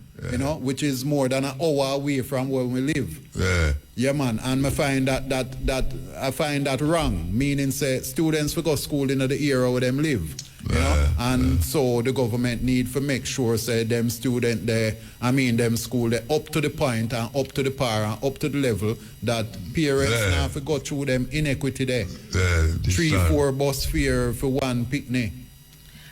As a systemic issue, when it comes onto equity in education, one of the things is if you acknowledge that you're using an entrance exam, what them call PEP, it become PEP now. If you have to say that if a student get a particular grade, then they will be placed at that school. The reality of the situation is that what should happen is students who get in the lower end of the grades, whatever schools they are going to, the reality of the situation is that the government is supposed to be pushing more resources to those schools. So when the ministry says that, oh, they have maths coaches and they have literacy experts and stuff like that, and them say that they have these things in place, but they're not utilizing them properly. So if you say, all right, you have a maths coach for this cluster of schools, it means that them supposed to go in at the school them and help out, where instead of still I have the 50 odd picking them in the class or the 40 odd picking them in the class. Them supposed to be pushing more resources in there, more people in there. People at the special at Michael and special at the different school them and can't get working in Jamaica. Because the government now pay them for them specialization. When it's not that is not needed, it is needed. But them not putting them in there as that social. A reading specialist are going to school and end up having to teach English because the school don't have a position for them in that capacity. It more than needed because, as you say, when you have like 50 students in our class and one teacher, no assistant, and all of that administration have to be done in terms of like all when exam time come around and you have to mark grades and do papers and comments for parents. Report and all of them, and one teacher. I wonder if this is why you came to stay with me, and I see you're doing pure classwork in the place. Yes. So why you come and stay with me? Why never just go to school? No, I noticed that I slept as well. No, the plan was to sleep. I thought you was on holiday 2 day holiday. See, because that is not even holiday. The thing is when you have. Well, I could take this call. Yes, hello. Hello, Bridget. Yeah, blessed man. Yeah, man. You see the money what the Bridget talk about there? Yeah. Which money? Brother. The money from the 60s and the 60s? Yeah, at the 21 rich family then when get the money there now. Oh, yeah? They come to build the school. Yeah, the same 21 family run Jamaica all now. Okay. Yeah. All right. Well, we hear you. Yeah, man. So they will get you back in I think they will get you in I think to give back to the politician at the time, the prime minister when they run election instead of build the school them. Okay. So I know they have the money sit down and you have no from that time they win at the debt. So you think say from 63 till now them still have the money that sit down? Them not build a hotel with it? Them build more hotel with that, man. Okay, well, them not sit down with it then. Yeah. At the same thing where we in that debt problem and all because the money never pay back, you know. Not even the interest and the pay money. Yeah. Yeah, all right, sir. Yeah, man, give thanks. Yeah. And you walk now, I think someone talk about Marcus, but we'll call it for tomorrow program. Yeah, we now work with that today. We have something to deal with that tomorrow. Yeah. We have a person going to talk about that tomorrow, all right? Yeah, so tomorrow, like I said, we realize that program is a different program, so tomorrow we'll call upon it. All right, make us still. Yeah, Smooth. Greetings in the name of the King Emperor, Selassie the First. You don't know him, run all things. Blessed man. Now, here I go to know. $3 trillion.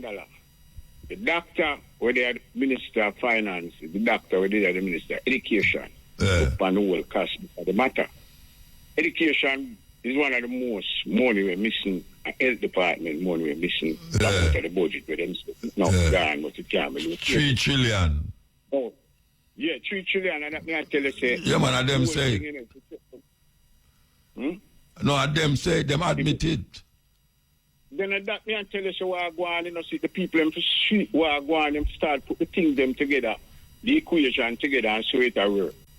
Sociological factors in Jamaica is the environment is not conducive to good learning. You see me I say, so the youth them not really structure their mind because them have too much other things that go on around factors where I distract the brain from doing to do. So the government again, the doctor them we are run the place to wake up to what go on. You know see, Andrew and the crew, all of them, Dr. Chang, all of them to wake up and see what go on and take the people them seriously. Because we can't afford this what go on, you know, because when they matter about what 37% for certain subject matter, maximum say they are what 37% or whatever it did. We not go low that. We not go low that. Like me tell you all the while, so Rastafari come to liberate the people, you know. That are the original Naya being the other Rastafari, you know, liberation movement, you know. So we have to stay upon the conquest of this, you know. So we want the people to know that. Doctors in the government order pull up on the bootstraps and get the thing right. All right, sir. Tell them right. Give thanks, bless them. Yes, sir. Yeah, man. Yes. Give thanks.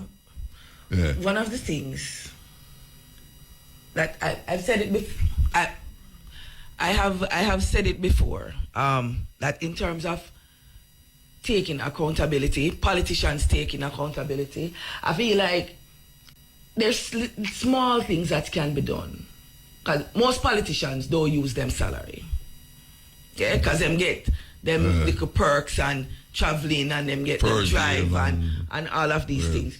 And literally, one very easy solution, because them have consolidated fund, which is crazy. Because education tax don't used to pay for education. Right? But if every single politician, from councillor, go all the way up, based on like maybe a percent, and not even a percentage, drop $5,000 in a one pool every month, because a whole heap of politicians out there. $5,000 in a one pool every month, and every month the money that go to a different school, different type of school, primary, early childhood, high school, right? For use for resources, for put in, whether it's equipment, whether it's replace equipment, or for provide resources for a department or whatever, and just be circulated every year throughout the different school them. You start with the school them have the least amount of resources. Because you have 60 politicians already, just in a parliament alone. You have so just that alone. We're not talking about the council them. We're not talking about opposition. Right? Like literally, put a $5,000 in a one pool. Like, you know, say the only thing that is going to go do is go to a school. They say, join that school, it got to that. It would have helped. And next thing, Marcus Garvey said that politicians should be paid adequately enough so that if them abuse the public trust, they must put to that death sentence. They must stone them to death. Literally. And them wife too.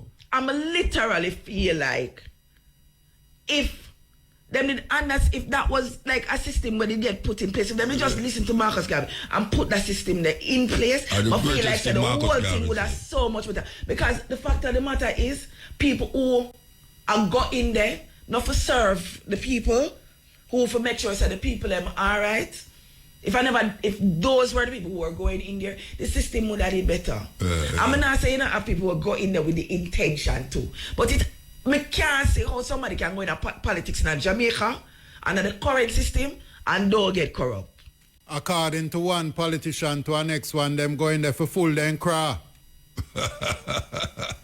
Or something. Yeah. But literally there is no accountability. None. In the whole system there in terms of what's supposed to happen. I mean, like, you can get charged with corruption and then you go back to the school and you expect, say, you forget all of the pay.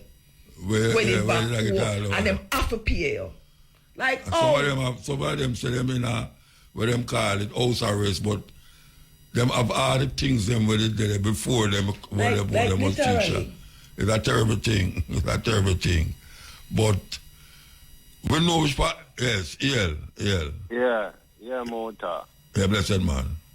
Yeah, man, Rastafari, and bless up to the old man.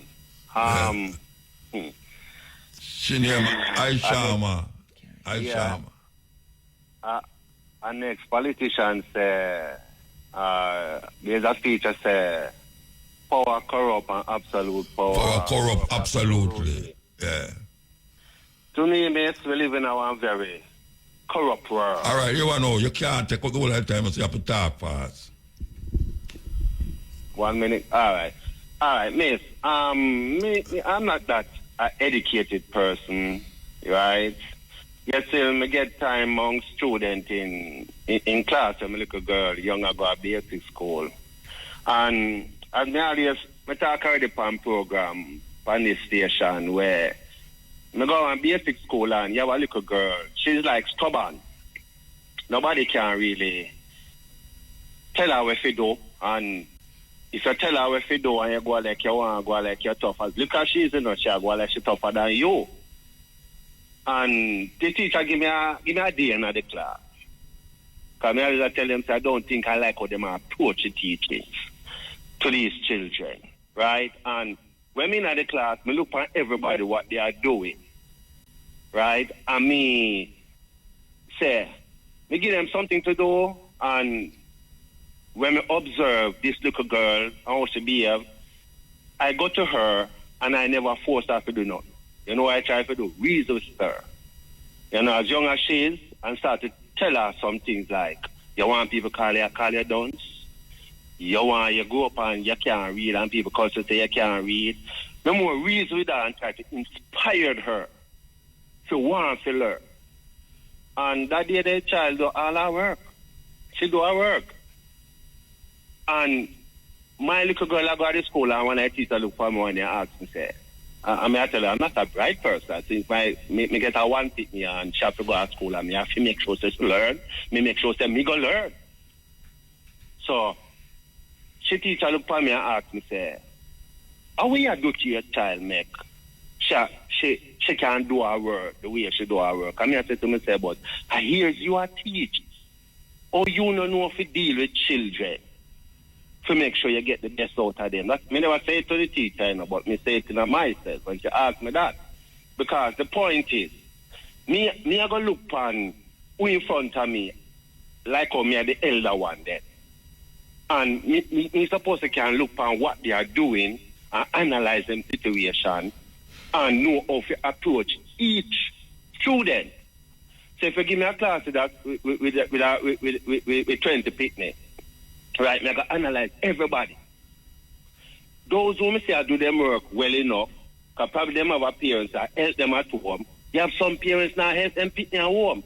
So they might be a little more backwards. So me, you know, I got to spend more time round the picnic them who seems more backwards to try bring them up to the levels where the other children are in.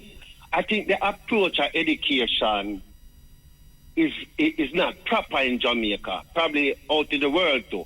As Melissa Cabo program one day, and she interview a lady where our next lady said to her, but if we teach them and make sure that them learn properly, who will come wash the clothes, who will come do certain things for us. You know, I think there's a system though.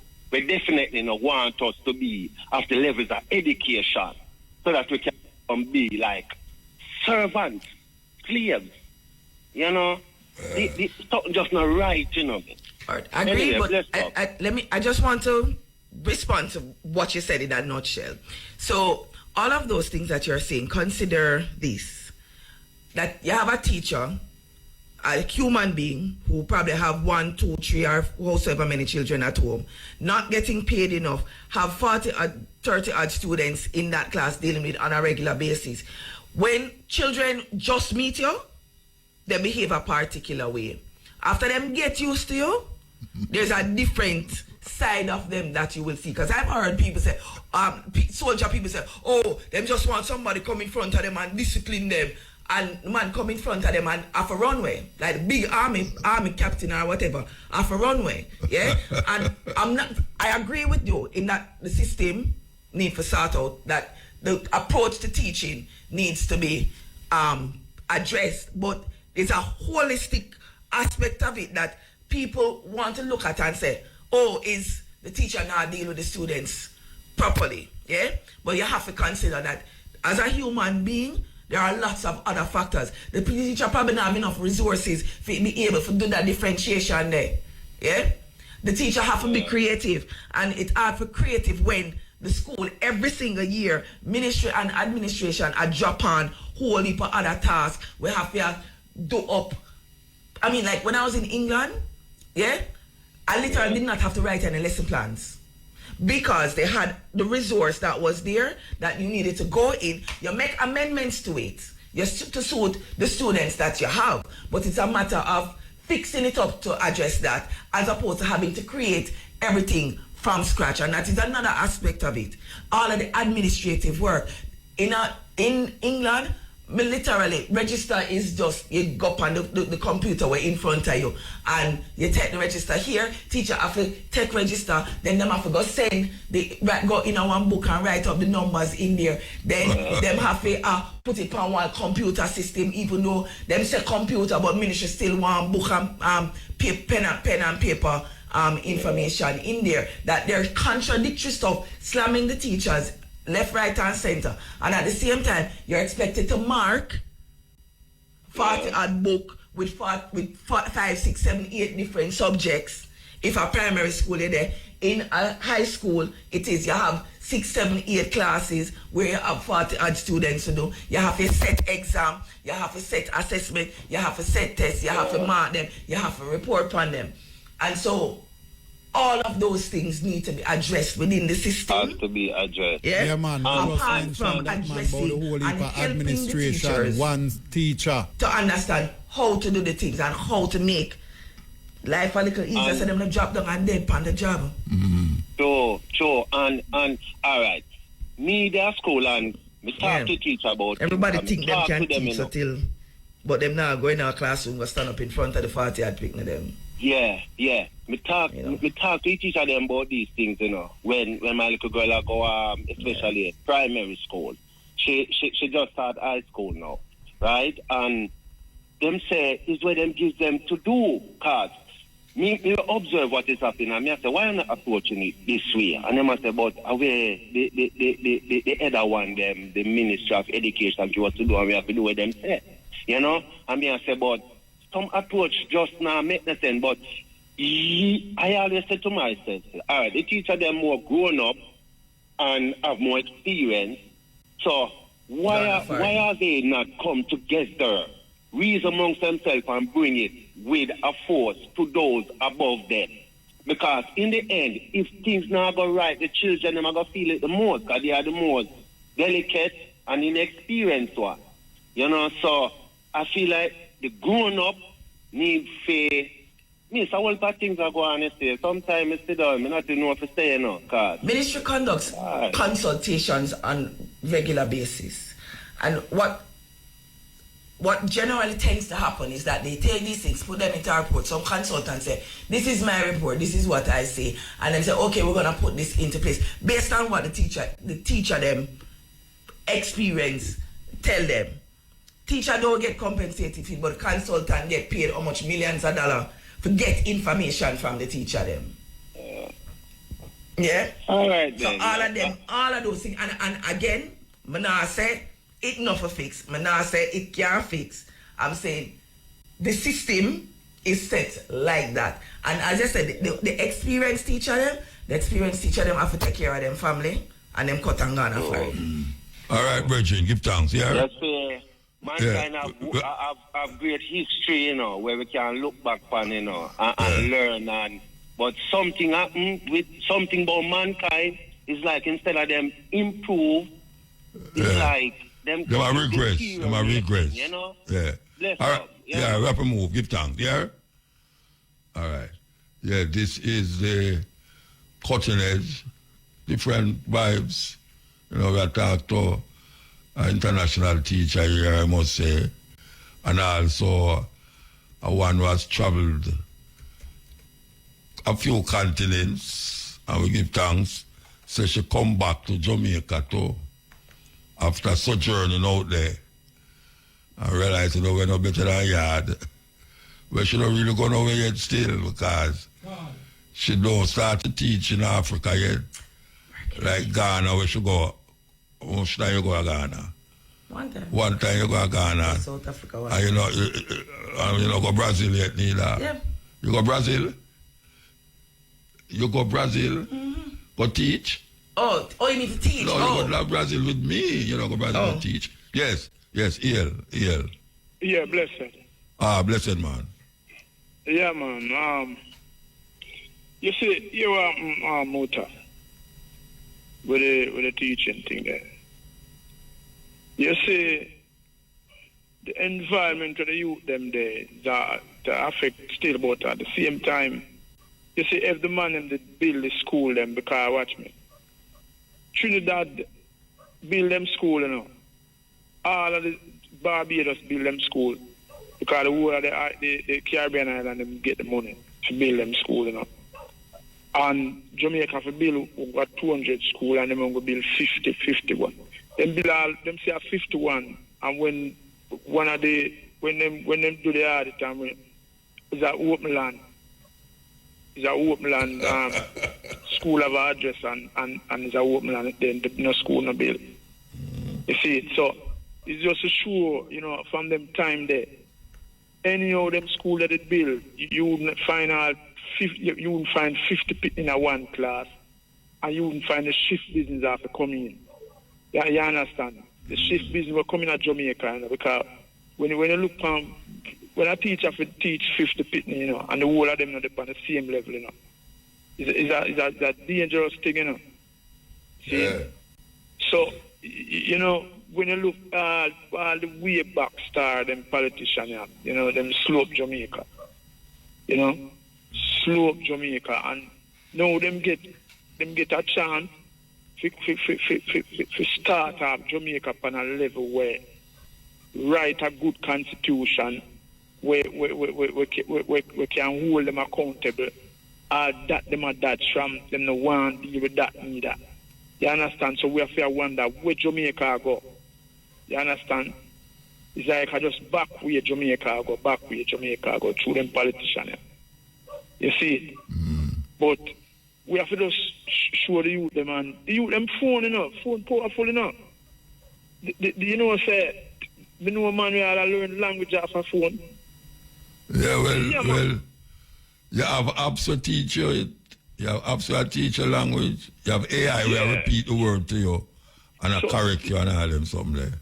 So what do you them to do? A man can use them phone, man. I don't know in them time, you know, them shall really that improve, because we don't still have 18% saying a youth a pass all 5 subject and all them thing there.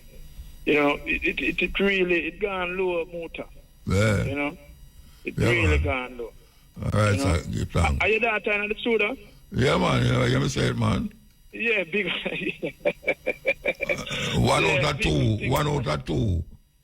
Yeah, 1 out of 2. I know 2 that time, man. She travel the world too. Yeah, like yeah, well, she used to go with me, but she get big now and I go by herself.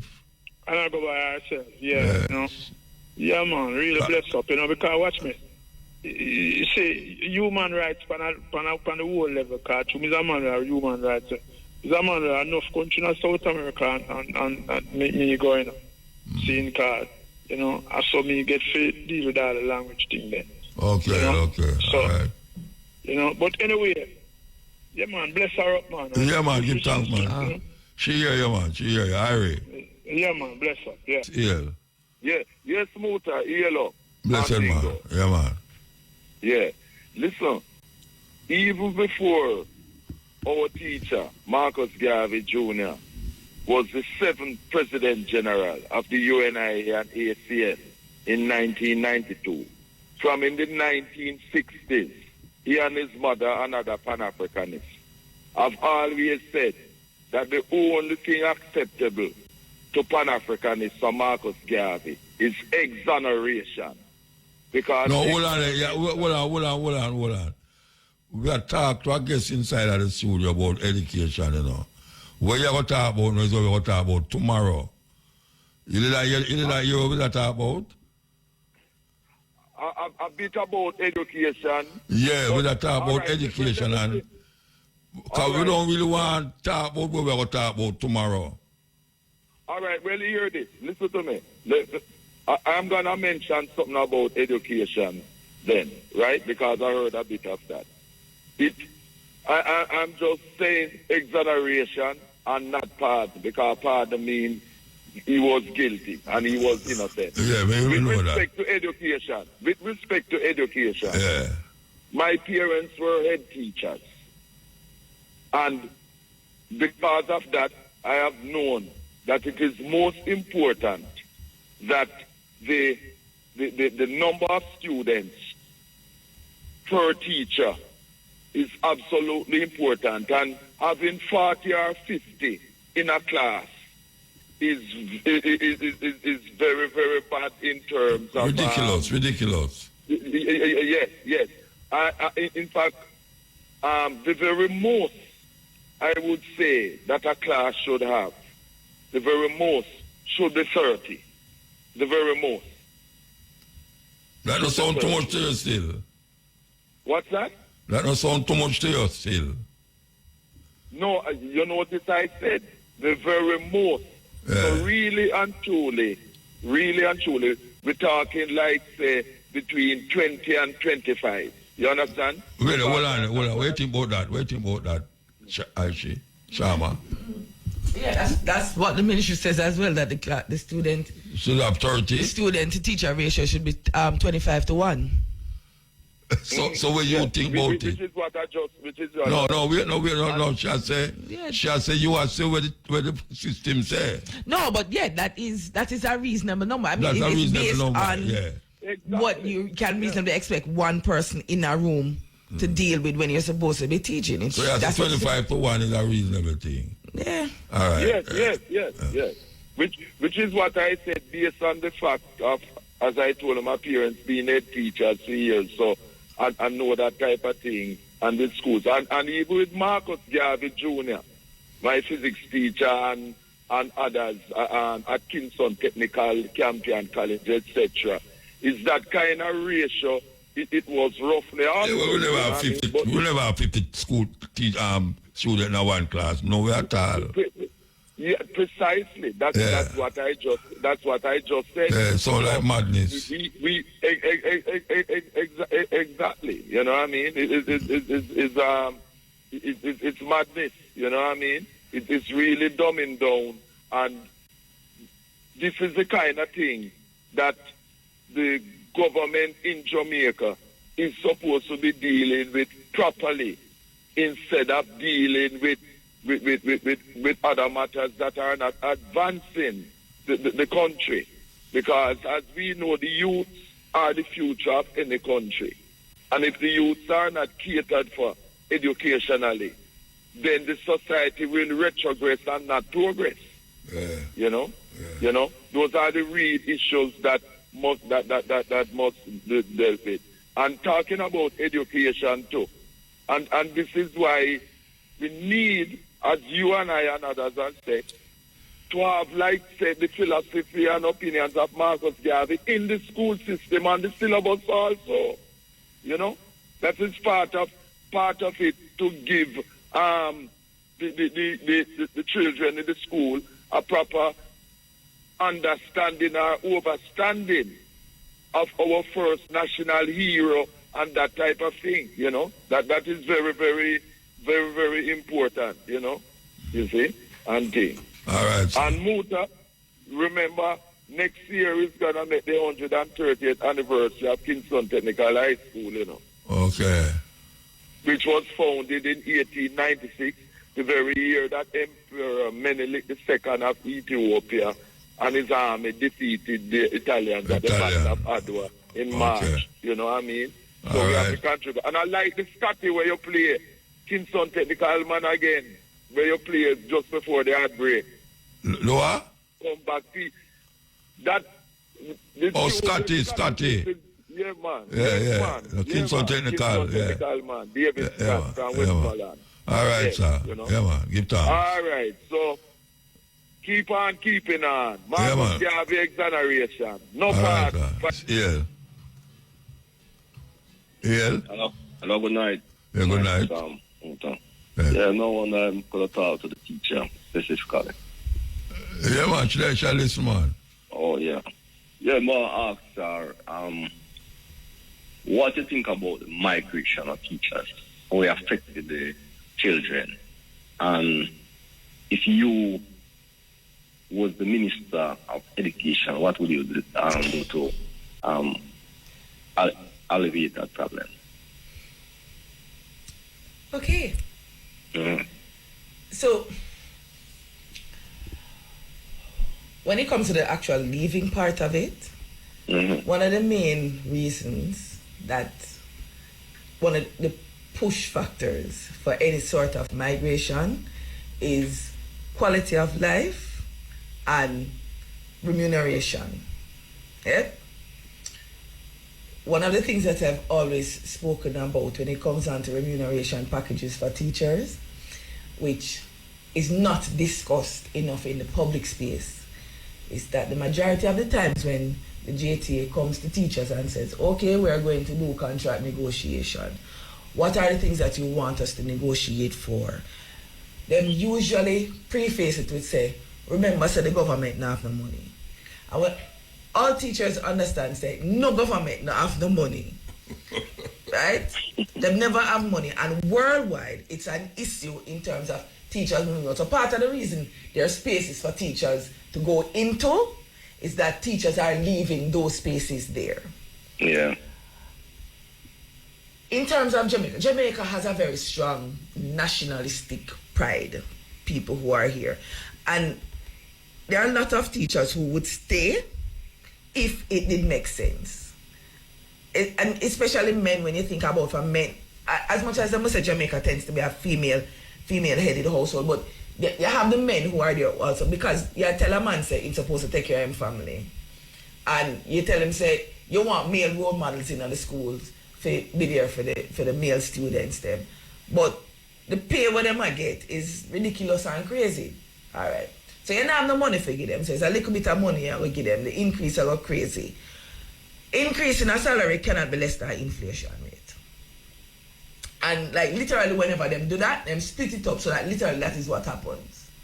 So that's a one. That would have to fix. However them need to fix it, that would have need to fix.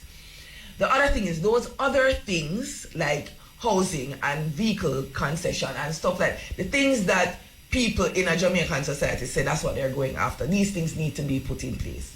There are lots of things that can be done. Stuff like registered household of teachers, yeah, get a special rate at Water Commission and Jamaica Public Service. Yeah, those utility companies. And literally them can get tax exemption for fees. Right? So them can do tax exemption for those companies and you literally give the teacher so one light in the household registered to the teacher, you know, say you get a particular that because literally these are the things. Being able to spend money, like literally the whole of your money go towards your bills among time. Vehicle concession, the ministry say that teachers are, what is it now? Public servants, not civil servants. Therefore, unless you're a traveling officer, which is like guidance counselor, vice principal, principal, or and a couple others maybe, you cannot qualify to get a vehicle concession. And literally, we're talking about money where the government are charged for bringing a vehicle. So literally the government can say, okay, teachers can get the concession. Right? Because teachers don't get paid for overtime. We don't get paid for overtime. So literally whatever hours you work, it's just the same set of money again. So all of these things can be put in place. The other things that you know where teachers spend their money on, food. And we're talking about basics now. So food. So the supermarket chain them, they can get another set of government, some whatever concession or whatever tax write-off or whatever to provide discounts for teachers. Right? All of these things, if these things are put in place, yeah, it will make it easier for the teacher to survive upon whatever the money it is that they're giving there. When you look on, in 2016, I was one of the representatives for JTA, and one of the things that the heads of agreement that they had there, that was written, signed off on, was concession card for teachers. That's from 2016. And every year since that, whenever they ask me here, say, oh, they need to have discussion. Like literally, JUTC is a government organization, it's a government entity. So all the government needs to say is, teachers, bring in your teacher ID to confirm that you are a teacher, and you get a card that say that is a concession card that you put on here. Like literally, that has never been put in place. I mean, these things where the teacher them put forward and say, these are the other things that we're saying, instead of you having to spend direct money. Yeah? Them no want to put them in place. A lot of the contracting as well that teachers go for is conditions of service. So that thing where we're talking about the teacher to student ratio, right? When we're talking about the support